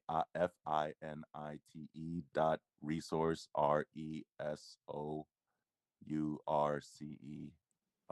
That's a great resource to check out. If I could add to that, um, listening to this one podcast, I found this guy Lex Friedman, some dude from Russia, but he had this guy Yarn Brooks on, and the point that he made was like to Bill Gates that his wife points out that they're closer to a homeless person in terms of wealth than they are to Bill Gates. But his mindset is that in terms of lifestyle, he's closer to Bill Gates because Bill Gates drives a nice car. He drives a nice car too. It's just not as nice as his. Or Bill Gates has a big house and he has a big house too. But he doesn't look at Bill Gates as that I'm jealous of Bill Gates. Maybe doesn't agree with him politically or anything, but you find inspiration from these people that were able to use capitalism. And I think that us as a Black community, we have this tool and opportunity in the country that we live in to use its resources. I mean, like, look at what we're doing right now. I mean, and what we've been doing. But our number one problem with racism and capitalism is that we're supporting the Democratic Party when we need to really have our own party or possibly a third party or something that, you know, could take some socialist ideas like, you know, free college, like not being stuck in debt like that, or, you know, how Canada is a half capitalist, half socialist nation where, you know, they're able to build businesses and create wealth for themselves, spend their money, but still they have socialized medicine and you can still get private doctors if you wish. So that's just my thoughts. So thanks. Yeah, Thank can I you. piggyback I on want that to real quick? say Can I before piggyback Can on I that? add to that? Can I add to wait, that? Can I? y'all, because there's still people waiting in the queue prior to y'all. I'm so sorry. So I think Akil needs to I be able apologize. to I'm so take. sorry. It's okay. It's okay. Yeah, I yeah, think yeah, Akil yeah. needs to be able to speak. So I'm gonna go ahead and set a queue, and then I'm gonna reverse back once we get through everybody. So it's gonna go, Akil, Makeen, Zio, then Lola, then Justice, and then Jonathan, and then we'll Yeah, reset the order. yeah. Well, I mean, hello everyone. My name is Akil, from Pennsylvania, currently living in Los Angeles. Uh, but I want to say, and pronounce he him his. But I want to say, so this has definitely come from someone. Well, one, I appreciate him because Definitely been thinking a lot about, for me personally, thinking a lot about, my relationship to capitalism, and especially, being the Black person, and my history, and all that different type of stuff. And I think, and I was really resonating with what Khalif was saying earlier on, really the whole thing is about building love. And like, and as someone who's not, as well read, or well read in like kind of the concepts, um or the, I guess, the intricacies of the concepts, like I like, for me, I think about, well, one, throughout history, what have we seen, like these biggest like pains and issues have been caused by, I mean, well, one, land, how land equates to power, how power equates to building wealth, and how that equates to like exploitation of people, and how all of that is in the system of capitalism.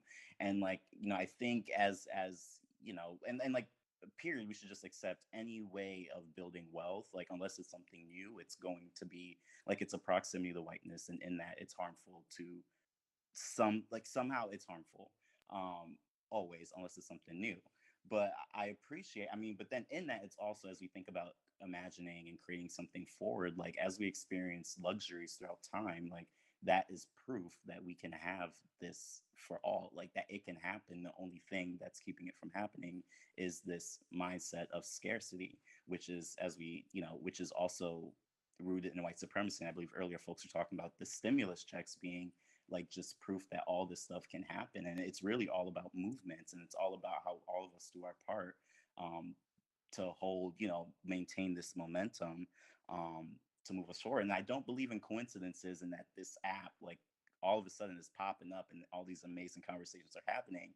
And it's also close to December 21st, which I know on social media, y'all are probably seeing Black people are supposed to be getting superpower. But I think like the superpower is when we like collectively come together and challenge these white supremacist structures that are holding us apart and holding us down.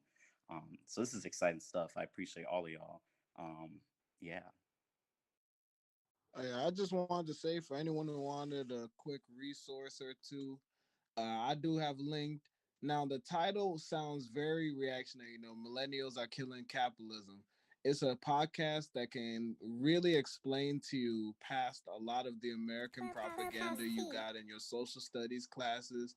It keeps you up to date specifically on socialist projects that are happening as we speak right now with Black people and Indigenous people throughout the world. And it also keeps us up to date in projects happening in our own country too.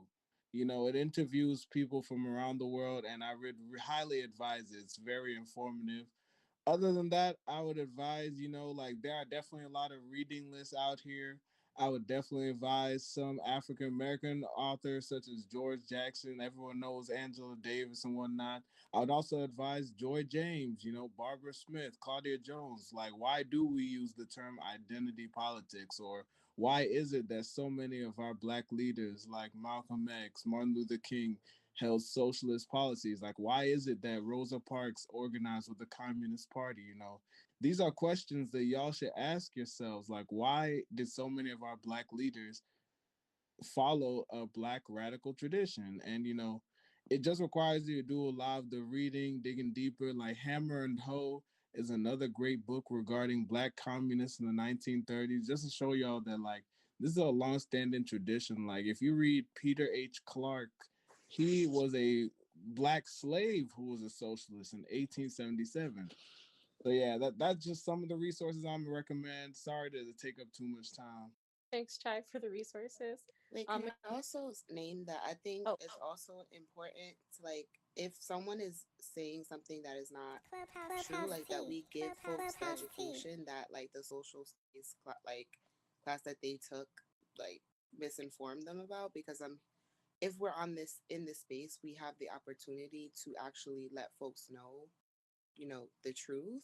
so like, if you Because heard, I'm yeah, because I'm hearing folks say, like, we can have business, and like we can have capitalism, and capitalism is business. Like, those things are not true. So, like, at what point do we say Facts. the order is important, and we say, but we also actually say, okay, but it's also important that we inform folks that just because something is a business does not mean that it's capitalist. Yeah, I Mhm. agree. Like when term like we can interject, so just let me know like if there's something like a piece of misinformation, and this goes to everybody in the room. If you feel like something's misidentified or misdefined or taken out of context, please like say something, and then you can get like 30 seconds or so to like respond to like, engage that person, if that's fine with everyone.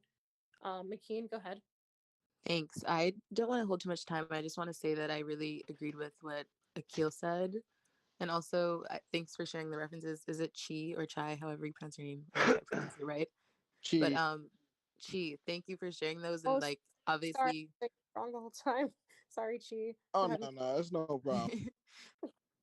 but obviously you guys should read those. But I think the question of asking why is it that so many of our leaders have decided to go in this direction, and some of them later in their lives, like some of them start in one place and then you know at the end, like I mean W.E. Du Bois started with like the talented 10th, and then later in his life decided like no, I was wrong about that, like that is not the way to freedom for us. And I think on an individual level, like morally, my objection to capitalism is that it has traditionally and consistently throughout its existence robbed Black people of what I think is most important in life, which is joy and freedom. Like on a base level, for me, that is like why I just can't, it can't be the solution in my mind. But I think also like that is proven statistically. And I think the comment, I forget who said it, about looking at Bill Gates and seeing yourself in him, and you're closer to him than you are to homeless people culturally, but you are like closer in um, income to homeless people. I think that's more of that paints the image of like income disparity, and that the top 1% is what we talk about, but it's really the top 20% that own the mass of wealth in this country. And then there is poverty beneath that we don't necessarily create the distinction between. Like we lose that in the language about the middle class, but the middle class is still often the top class. So I think that's also something to note. But I think, when we think about capitalism, again, like it just is not, even though it is beautiful to see Black people who are enjoying their wealth and are like living their best lives, but we know in every way. And if COVID has really just, I think, even shined the light even brighter on what we've already known to be true. But capitalism relies on Black people doing the work and not receiving the pay and not receiving the compensation, not receiving any type of freedom, whether it's prison labor, whether it's, quote unquote essential workers who are majority Black people being exposed to the virus. Like, I'm not going to take too much time because we know these things. But, you know, as much as I love Jay and Beyonce, like as much as I love seeing them prosper and I love seeing Black people profit, we know like who's cleaning up the venues after. We know who is making these things work. You know what I mean? Can I ask a If question you don't real mind quick? me tapping into that, because I work in those type of arenas, yeah, and I've heard a lot of very influential people who are in the top percentile of finance Yeah, I would discuss do. how they feel things or I would go feel about quickly and then things. make sure that Zio can go after. Go No ahead, Mo. doubt, and I'll be very quick. I was once told two things. One is when it comes to gentrification, Black people make things attractive. So every time Black people move into a new area, and that's when they displace us and we have to move somewhere different, artists emerge with great ideas. And white people capitalize off of those great ideas. And that's why gentrification has to continue, because they want to continue to have finance. And they create finance off of what we create attractive for society. Two is if you want to have everything in the world, you can't care about anybody. And I think that as a society, we care so much about each other when it comes to those that have never had. And the people who do have don't care about people. And that is what capitalism is them just not caring about people. And we have to play ball with those kinds of people to figure out where we're going to land on the map to have an ecosystem that thrives for us. And that's the scholars as well as the people who grow up in the hood and don't have. Yeah, the scholars of Black and brown communities need to come together with those that don't have. That way we can find our ecosystem and really thrive. And I'm gonna pull out. Or we could just chop their heads off, but I mean, my mother's We're white, not and ready for that. a lot of my family's white that have finance and or things we like could that. And I just chop wouldn't their like them heads to off. have their heads chopped off. Well, I'm my saying mama's we're white we're Can not too, and ready she for could get chopped revolution. off And can I piggyback on Wait, Zio wait, and ask wait, Clapton who's next? y'all can Zio go ahead, and then it was supposed to be I'm so sorry, it was Zio, then Lola, and then Jonathan. So then Moses, I think, can go after Jonathan. No, after And Justice. Sorry, after Justice. Yeah, yeah, and put me online too. I got you. Afterwards. All right, thank Yeah, I think socialism is the number one problem. Um, in 1965, Lyndon B. Johnson passed the Great Society Act, which basically allowed government officials to go door to door knocking on family households to see if there was a father in the household. So therefore, the mother could qualify for government benefits. And the single motherhood rate in the 60s was at 25%, and now today it's at 75%. So I definitely think father absence is the number one problem that the Black community faces. And How is that socialism though? because the Yes, government is respond. that's true government involvement. And why should someone that doesn't need welfare have to pay higher taxes for that? So that's But not the government also socialism. Wait, profited off of that, so that is capitalism. yeah, But one at a time. McKean, go ahead and sorry, I just want to flag that that is not socialism. That is literally a symptom of capitalism, that the government intervenes in Right. Black people's lives for the sake of profit, while simultaneously forcing Black people to live in public housing because they wouldn't give them loans, because they redlined them into poorly led communities, because they allowed rent seeking to take place and like overcharge Black people to the point where they could not afford to purchase housing, that they were forced to move into public housing. And then he passed the act saying, oh, you guys can't have a father, to the point where people were sneaking, like, I know what you're referring to. People were sneaking their husbands into public housing. That is not socialism. That is a symptom of capitalism. Yeah, Zio, I would you like to disagree. respond? I disagree. I think welfare is the prime example of socialism. But that is not welfare. Like, that's not like, maybe But technically, maybe, like, the but language of also, welfare, like, it is government support, and I think we can talk about what government support actually means and like looks like. That is a flaw for sure, but that's not socialism. Like, I want to be clear about that. and Free maybe we woman, go should ahead. give, and maybe we should give a definition of socialism, because we can also say what we think socialism is, but we also have to recognize we live in a society that is very invested in misinforming the population about what socialism is. So maybe some of our ideas about what socialism is actually a symptom of capitalism's smear campaign. So socialism, like, well, let's talk about what we're talking about in terms of socialism. We're talking about worker owned cooperatives. We're talking about communally owned property, communally managed property. So when you're talking about someone giving a subsidy to for someone to survive under capitalism, that is not socialism. That is not the workers owning the means of production. That is not the workers owning their labor. That is not people owning the buildings that they live in. So while we want to have this conversation, we also need to root it in fact. And we can't say we disagree with a fact. Like, a fact is that what Moynihan, what all those niggas did, that was not socialism. What they did was they, during the Red Scare, they call all these things socialism, so Black people don't have a vision of what their future looks like.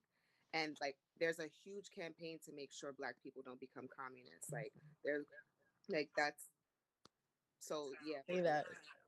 yeah, like, that's not socialism, that's propaganda. Okay.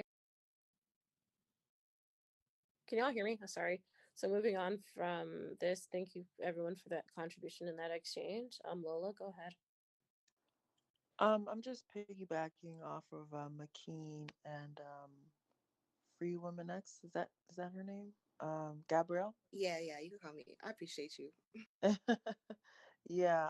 So pretty much, majority of the working class is Black and brown folks. So people like Jeff Bezos and Bill Gates are building their corporations off the back of the working class, and the wealth gap is just higher and higher. It's increased further and further, especially in our generation. So There's no reason why one person is on the path to becoming a trillionaire in a pandemic and other people can barely get by in a pandemic. So it's pretty much to our disadvantage to subscribe to capitalism because it only works for the elite. So I don't think that as Black people, that is something we should aspire to to to to work towards. It's not worked in our favor all these years, so it's not going to start working in our favor. Thank you, Lola. Jonathan? Hey guys, Jonathan here. I live in Minneapolis. Um, I am actually from India, so I may have a little bit of a different perspective. I think my proposal is, um, and maybe it's a question, is what is the middle ground? Because I, coming from India, we really have uh, completely socialistic roots way before the Britishers ruled, and even though the Britishers tried to come in, bring in the communalistic, where they colonism and corporationism was brought in. I think socialism is so deeply ingrained into our culture that it didn't really fly. And people like Mahatma Gandhi and Jawaharlal Nehru, some of those guys really kind of held their ground, but I do see the effects of that. I do see the serious corruption in that. Uh, and as someone who is a minority here in the United States, I definitely see how, um, like, my brothers and sisters on this call feel the pain of capitalism and how capitalism does leave behind people. But on the other side, I've also lived the other side of the globe, where we've stood in lines, long lines, for to get our ration. And there's always the pit bull. There's always the bulldog that comes in and takes over. And since it's the community that is uh, owner that has the ownership of stewardship. The community has the ownership of governance. There's so much room for corruption because in this there's no incentive. And so I mean, we are. I'm a Christian in a socialistic economy. I grew up as a Christian, and so our family suffered. We would stand in line, and there would always be one person that has the inside contact, and would never get our food, never get the medical expense, medical. And so I know someone proposed about this, about the middle ground, where hey, Canada is trying to figure things out, and I'm curious to see uh, how long it's going to sustain. It's a very new country, but with socialism, where what I see is there needs to be checks and balances. There needs to be which I am which I see over here in this country, and right now, finally, after 11 or 12 years, I work as a product manager, and I feel like we need to see the mountaintop. We need to rise above the system there is. And I mean, I worked at gas stations. I was cleaning toilets. I've done all that, but one day I just realized, dude, what what is it in me that I feel so fatalistic? I need to change my ways. I need to be one up here. Like, I mean, I need to figure this out. I need to meet someone. I need to get some kind of training. And like and somehow uh figure out figure out a way to rise above my feelings. And so I just wanted to Are put a you black? perspective up. Can I ask you, are you black? uh He said I'm he's brown. Indian. He's Indian, yeah. So do you identify as a black person? mm, I resonate with everything that my black Like, brothers but are say. you black? I Go on. think it's I think it's Okay. different. I think it's different It's in different for you. India. And I think you actually need to go to the audience and listen, No, because what you're saying right now is you feel like you could find a way outside of capitalism. And what you have to understand, for black people, that's a very different experience, because we do not have proximity to whiteness in the ways that you do. So I think it would be helpful if you No, listen no, what black because people are we've saying. yeah, the only thing that I was saying was we've been oppressed, right? Like for hundreds of Right, years, but you're the not black. Britishers. But you're not black, and But there's a difference between anti-blackness and what you're And talking about. I yeah, think and well, I was so in college, I studied about Martin Luther King. Okay, That's what that does not No. make you black. That does Nah, not my make you nigga, you black. gotta go. You gotta go. you wow, gotta go. wow. So all let's be right. clear. Let's Oh Let's no. be clear. okay, yeah. Anti-blackness That was is rough. very different, and what we're That's talking about as crazy. Black people, we deserve our own space to unpack anti-blackness. So Yeah, that was I put awkward. down Sorry, to the y'all. audience.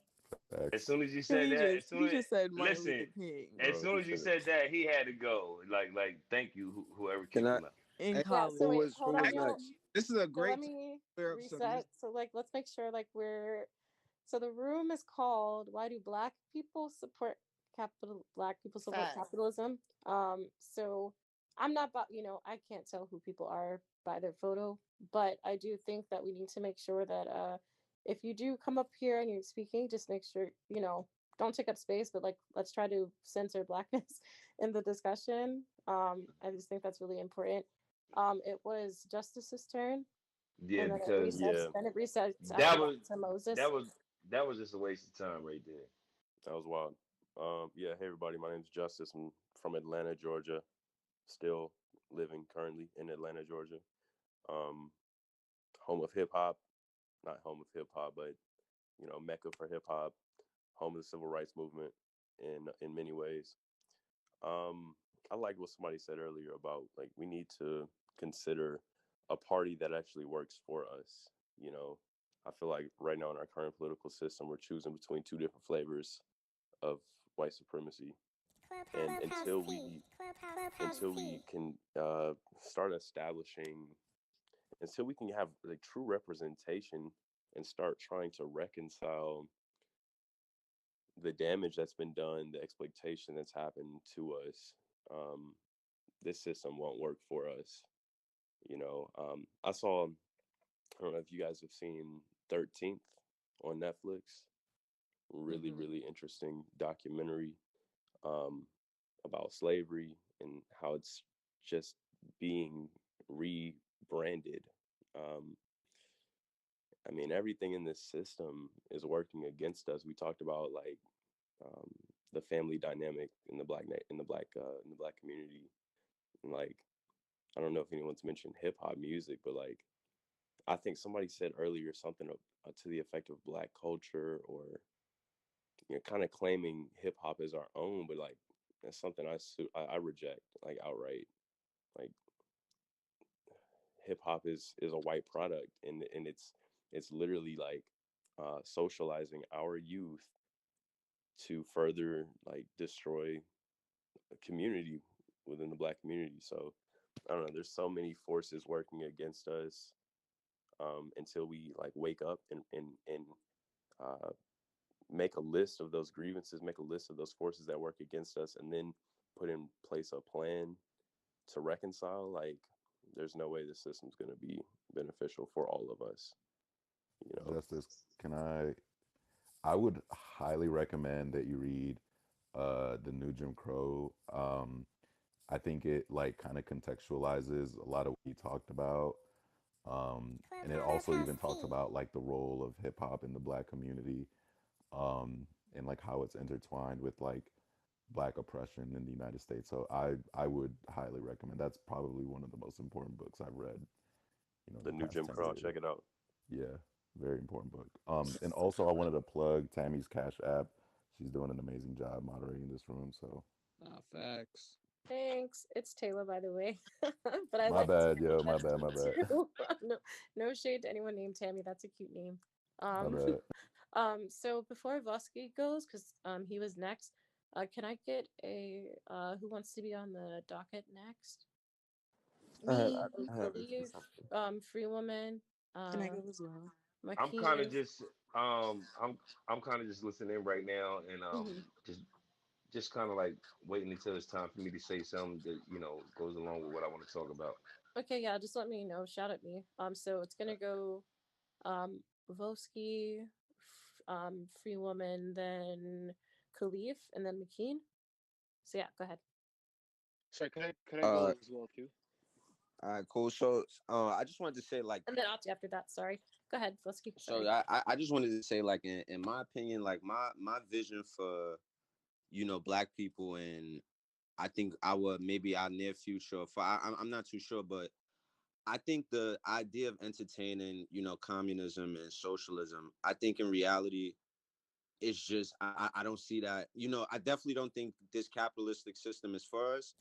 But as far as changing the system and making this changing to something that's more along the lines of socialism or communism, I just don't see it happening here in America. And I think that's where it just comes back to having unity within Black people itself. In my opinion, I think Black people are one of the biggest oppressors of ourselves. I think like we're holding each other back tremendously. It's not enough support within our communities. Like I said, there's a lot of people who have power, who have position, who have image, who are promoting the wrong things into our community. 9 times out of 10, if you listen to hip hop or rap, 9 times out of 10, your favorite rapper is promoting poison into the Black community. So it all starts with getting everyone on the same page. I don't think, having a vision or, a dream, or because I mean, the sad reality is if we can't get all Black people on one single wavelength, then it's hard for us to make a decision, or it's hard for us to evolve as a race. It's to me, it's almost impossible. So, I mean, we have to come to a reality where I feel we have to come to a point where we say, listen, we need more people to, I think, a lot of our focuses are other places, like, oppression against us, things that aren't working, in our favor in the system, whatever. But we have to focus on, Black unity first. And I think that'll solve a lot of our problems, because regardless if it's capitalism, we just need to reposition ourselves on the chessboard. People are promoting, like, promoting and supporting Gucci, Prada, when easily, if Black people decided as a whole, listen, we're gonna have one fashion designer who's Black, and we're gonna pour all of our consumer dollars, if we want high fashion, into that, he would easily become a top fashion. Now, I don't want to get into conspiracies, and if he wouldn't be allowed to get that big, whatever the case is, but the simple idea would be for us to just support Black businesses, Black whatever the case is, and that will catapult our position within a capitalist chessboard. I mean, So I I think think that would create one billionaire. What's that gonna do for the whole no, Black no, community? not. I'm not saying one We billionaire. This is another thing I wanted to say. Like, it's not everyone is going to be Bill Gates, but if we could raise the average income of the Black household, whether it's 100,000 a year, 200, 300, whatever. If it's something to be comfortable in today's society, it's definitely possible. I grew up in the hood. I don't have a college degree.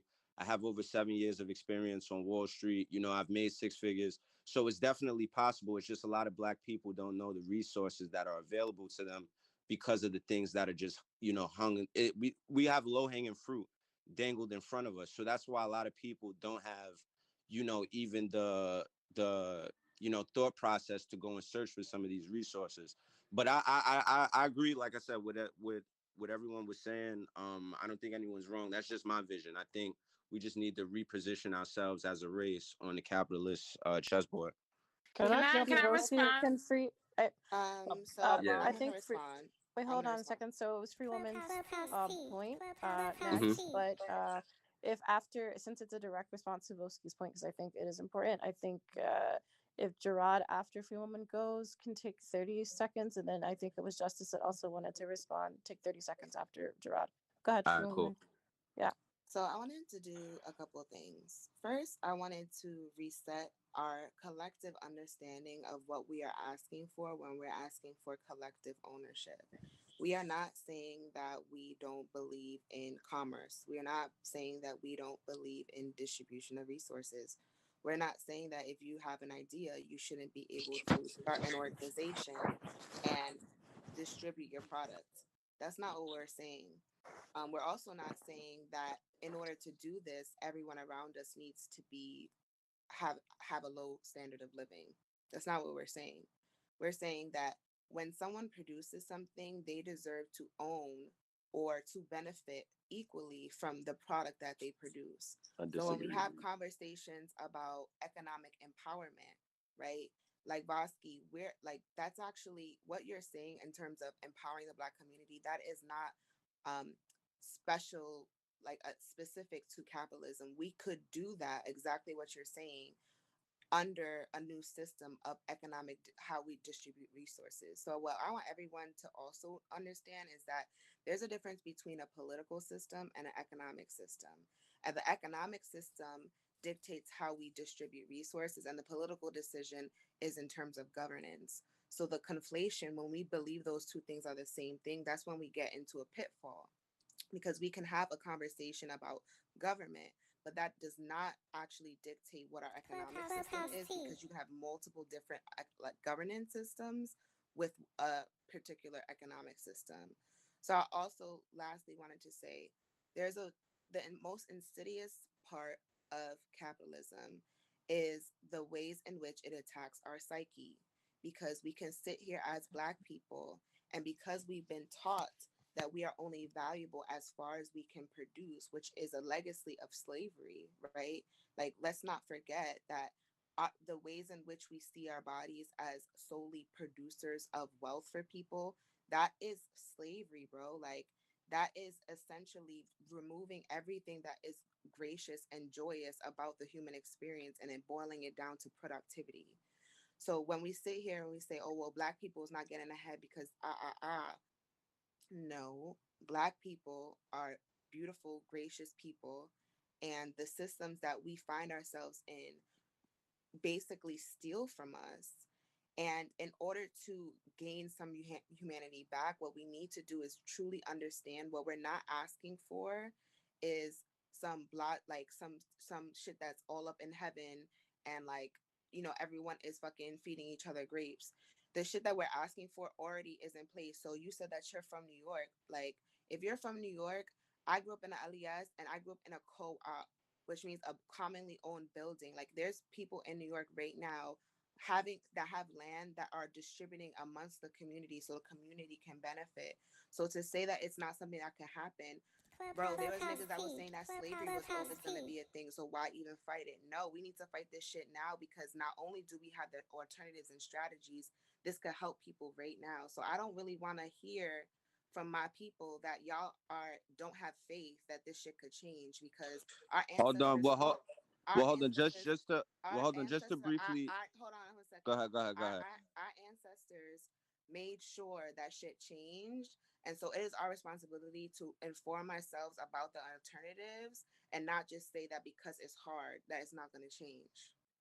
Okay. Right. And Just sorry, go ahead, Vasky, go ahead. hold on. Yeah, I'll keep it quick. Like I said, I agree with some of the things you said, but I just don't want to, I don't want it to be any miscommunication. Everything you said is correct, but like I said, it all just goes back to unity within. I think everything that you said is possible. You brought up a great example with the co-ops and LES, but I think ultimately for us to make leaps and bounds towards that type of change, it would take a tremendous amount of unity within us. And then another thing as well that I just wanted to touch on briefly was, again, I think a lot of times, like, we just really, again, I agree, a systematic racism exists. I think that we are getting the short end of the stick as far as capitalism. But all I was trying to say was that, I think that if people have more resources, excuse me, have more if they have more knowledge about the resources that were out there, then it's definitely, you can change your living situation, you can change your social status, your economic status. Like, it is possible. That's the only thing that I was just trying to say. Like, it is possible. I'm a living example myself. Like I said, I went against the odds, and it is there. I try to educate my friends on things that they can do to uplift themselves. But it's all about each one teach one, and it's all about unity and everyone having an open ear and open mind, and saying that, what, that does sound like something that's better for us as a whole. And we're all willing to make a decision to try and strive towards that. Thank you, So Vasky. Vosky, Yeah, but Wait, guys, hold on. can I just respond to him, okay. because I feel like Vosky, I hear you, and what I feel like what is the truth about the matter is we cannot be unified unless we are all on the same page in terms of understanding how capitalism is inherently tied to exploitation. So if we want to move forward, there's always this emphasis on finding solutions for us. We cannot move forward without understanding the problem. And the problem is that capitalism is inherently exploitative. It is inherently requires slave labor. And so, yes, I want us to be unified, but that hasn't happened. Why? Because we can't, if we cannot get on the same page and understand the source of our oppression, then we cannot combat it. And I really want to just push you to also not use your narrative as the crux of why people can make it, because a lot of niggas make it out the hood and also a lot of niggas don't. And at the end of the day, a lot more niggas don't than do, and it's not their fault.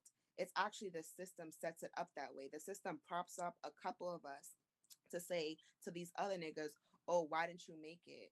So I really want to be careful I about think how we that's an use our important critique. narratives. We Yeah, need to I be really, careful I how to really use, got use something to our narrative. say. I really, I understand both sides of the story, because I kind of came from both sides of the story, and as far as like educating different people on those levels that you want to be on, like capitalism, socialism, and stuff like that. It's like it's kind of like you can't teach everybody that same thing because not everybody is ready for that. So therefore, you can only tell a certain amount of people, I mean, these certain type of things for them to actually realize, what you're actually saying. And not everybody's going to be able to take all that shit in.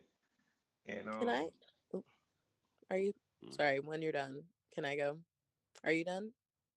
It I was think you're supposed to done. be Justice and then Okay. McKean. Sorry. Yeah, can you guys make the responses brief? I apologize. There's like a few things we have to get through. Thank you. Yeah, I was just gonna say, Gabrielle, I think handled it pretty nicely. Just addressing Frivosky, like I have a problem with when you say like we are our biggest problem. But I definitely do agree. We do need to work towards um, a tighter like we need to work towards unity, but it's gonna be tough. Like obviously, we're people. Like there's gonna be differences in opinion. Like as Black people, there's many differences among us. Uh, Black people within America, Black people, globally. Um, so I definitely think that's gonna be a challenge. But no, I just think like to say that we are our biggest problem or like we're holding ourselves back, I think just completely appends or like takes all the pressure off or like takes all the blame, all the responsibility away from white supremacy, you know. No, I agree. I agree 100%. That's why I said one, in my opinion, just one of the, like not the biggest, but I definitely just see it as being a huge problem in the community. But I agree. yeah, It's a but big problem. It is. I Okay. think. Yeah, McKean, go ahead. Yeah, I just wanted to throw in one quick thing before my actual comment. Read the earlier comments of like hip hop being a problem. As a music lover and as a lover of hip hop, I think it's important, one, to acknowledge that hip hop grew out of anti capitalism. And I think maybe we can critique Say today's that. hip hop for like trying to convince the youth that they can just like, I mean, we can critique hip hop for its, pushing of capitalism, but I don't want to like dismiss the whole genre as a lover of it. So I just wanted to say that real quick.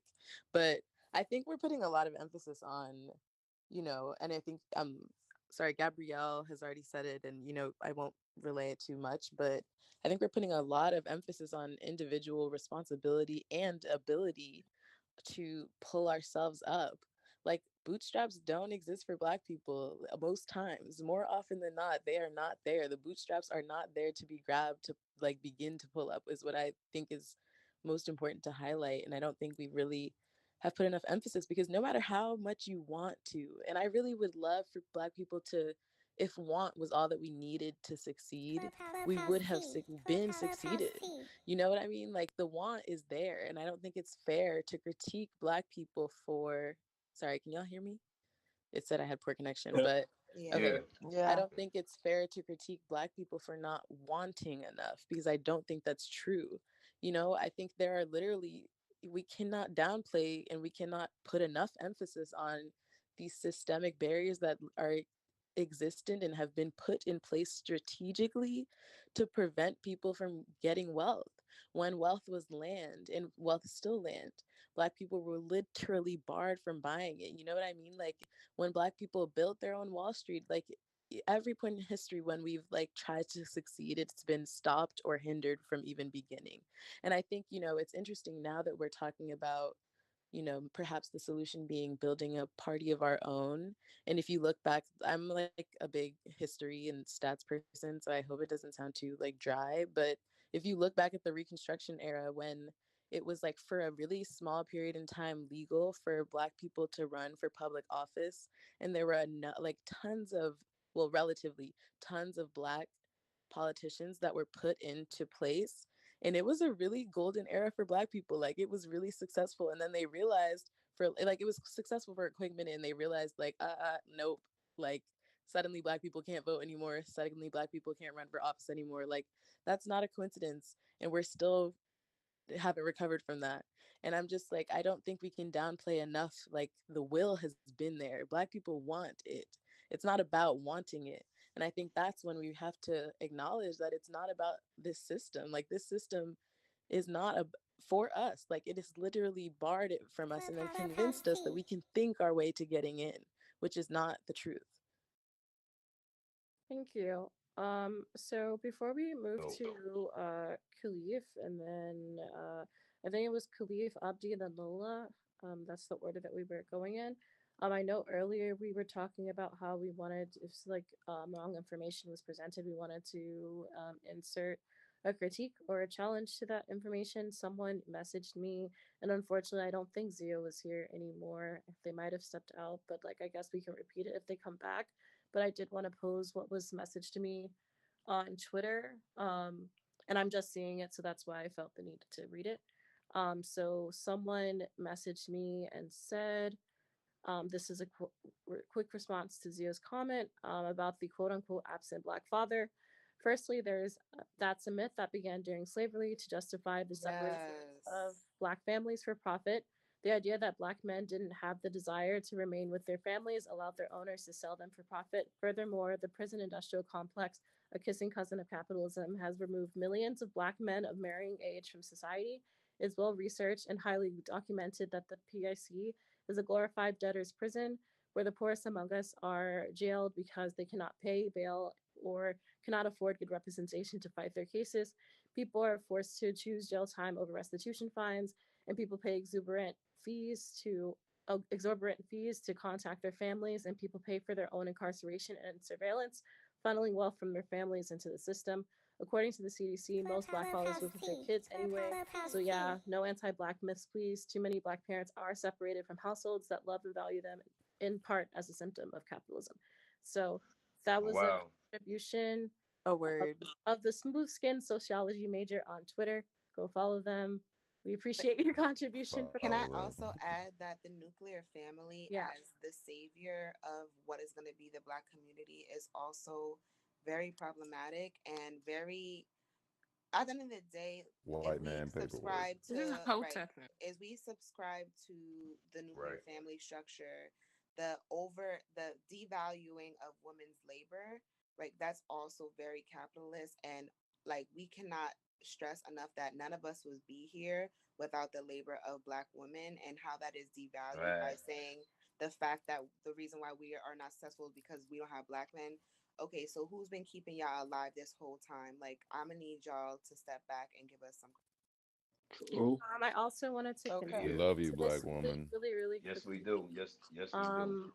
So I also think it's important to talk about the Moynihan report as well, which was an extremely damaging report that criminalizes and demonizes Black women for being the reason of the deconstruction of the Black family, and that's where a lot of these myths and negative critique of Black women comes from. This dusty ass report that a white senator put in place that Not put into Dusty.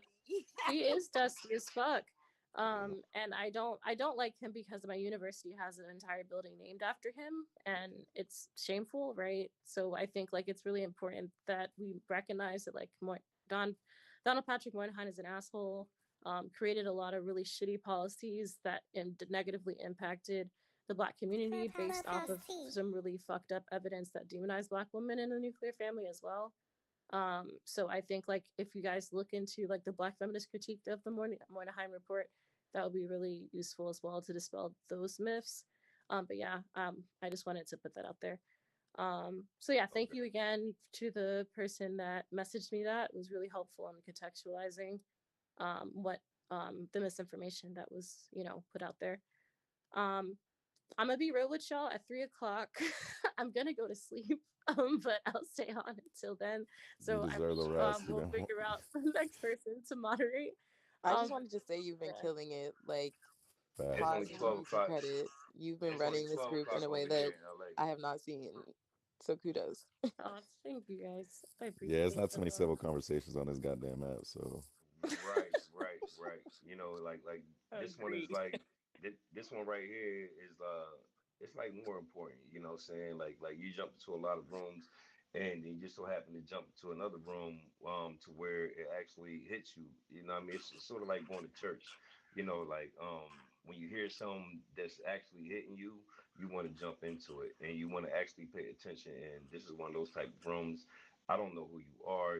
Y'all don't know me, and but the thing is, this is a great situation. It's a great conversation, and I think a lot more people need to have conversations like this right now. Oh, thanks, y'all. Go ahead, Khalif, with your point.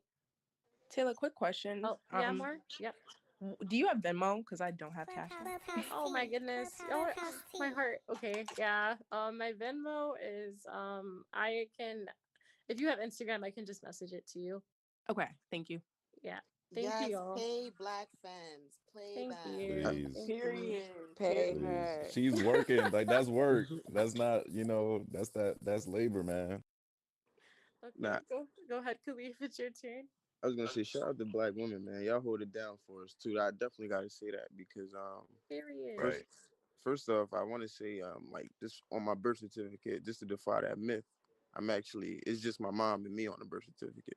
So to defy the myth of like how they say many of our the Black family with the guy was saying Zio. I can't remember his name, but yeah. So that that's definitely a myth. I wouldn't use that as a good example. Um, Also, just going back and just looking at this capitalism thing, I wouldn't say I'm the biggest fan of capitalism at all, but I definitely would say, when I look back at our past, when we were thriving in our before we integrated, we were thriving amongst our communities, and never, quite frankly, since we've integrated, have we uh, have we been dominant economically. And just looking at the 1.2 trillion, 1.3 trillion that we spend annually, that's a large number.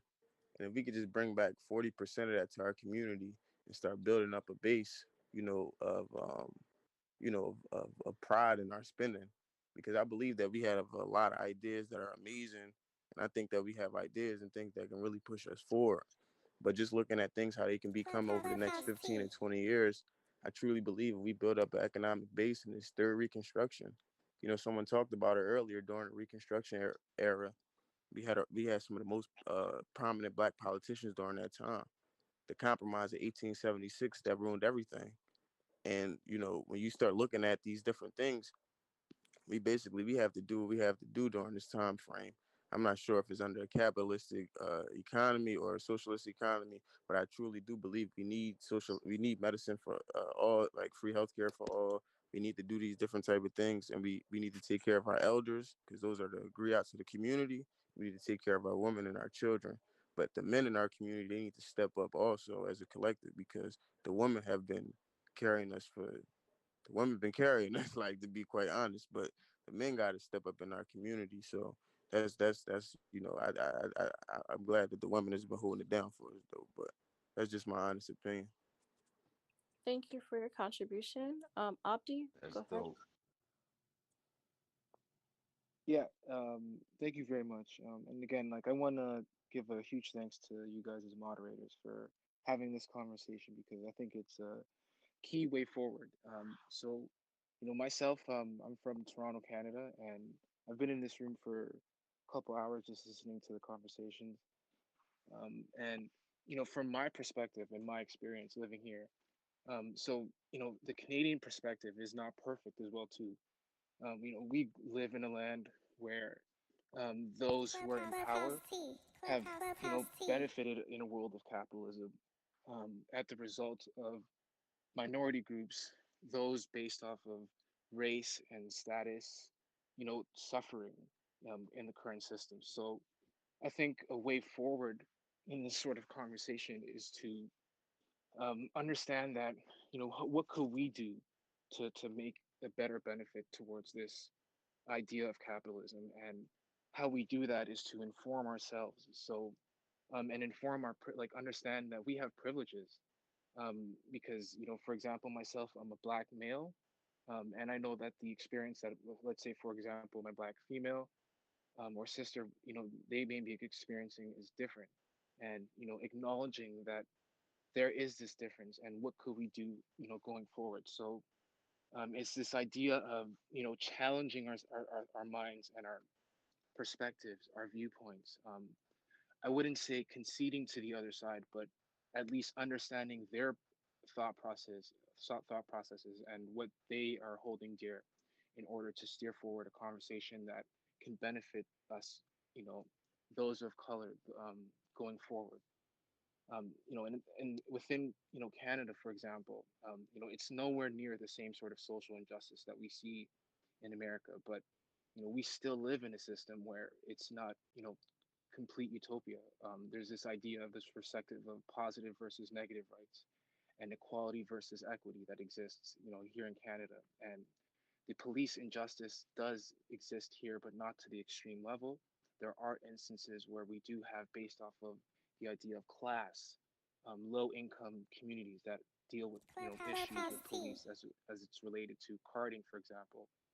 So, living in Toronto, police officers up and until 2008, it took a person of color at a highest level of a court to produce a report that spoke up to the fact that police officers were focused more so on low income communities and people of color and how they interacted within our community. So it takes challenging these systems, these institutions that we currently live in, to steer forward a conversation and how we can better liberate ourselves and liberate those around us and their struggles, as it relates to how we participate within capitalism.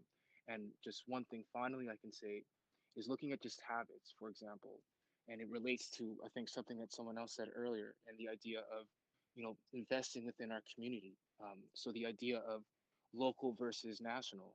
In this age of the pandemic, for example, we're living in a lockdown sort of period, and it doesn't give us this clear opportunity to fully support local communities, local initiatives, as opposed to international, transnational ones. So Walmart, for example, and big brand stores that are still able to thrive in the current system that's happening right now, while local businesses are suffering as a result. So it takes us investing within our own communities, for example, and it relates to an earlier point I was saying in privilege. So myself, I have an education.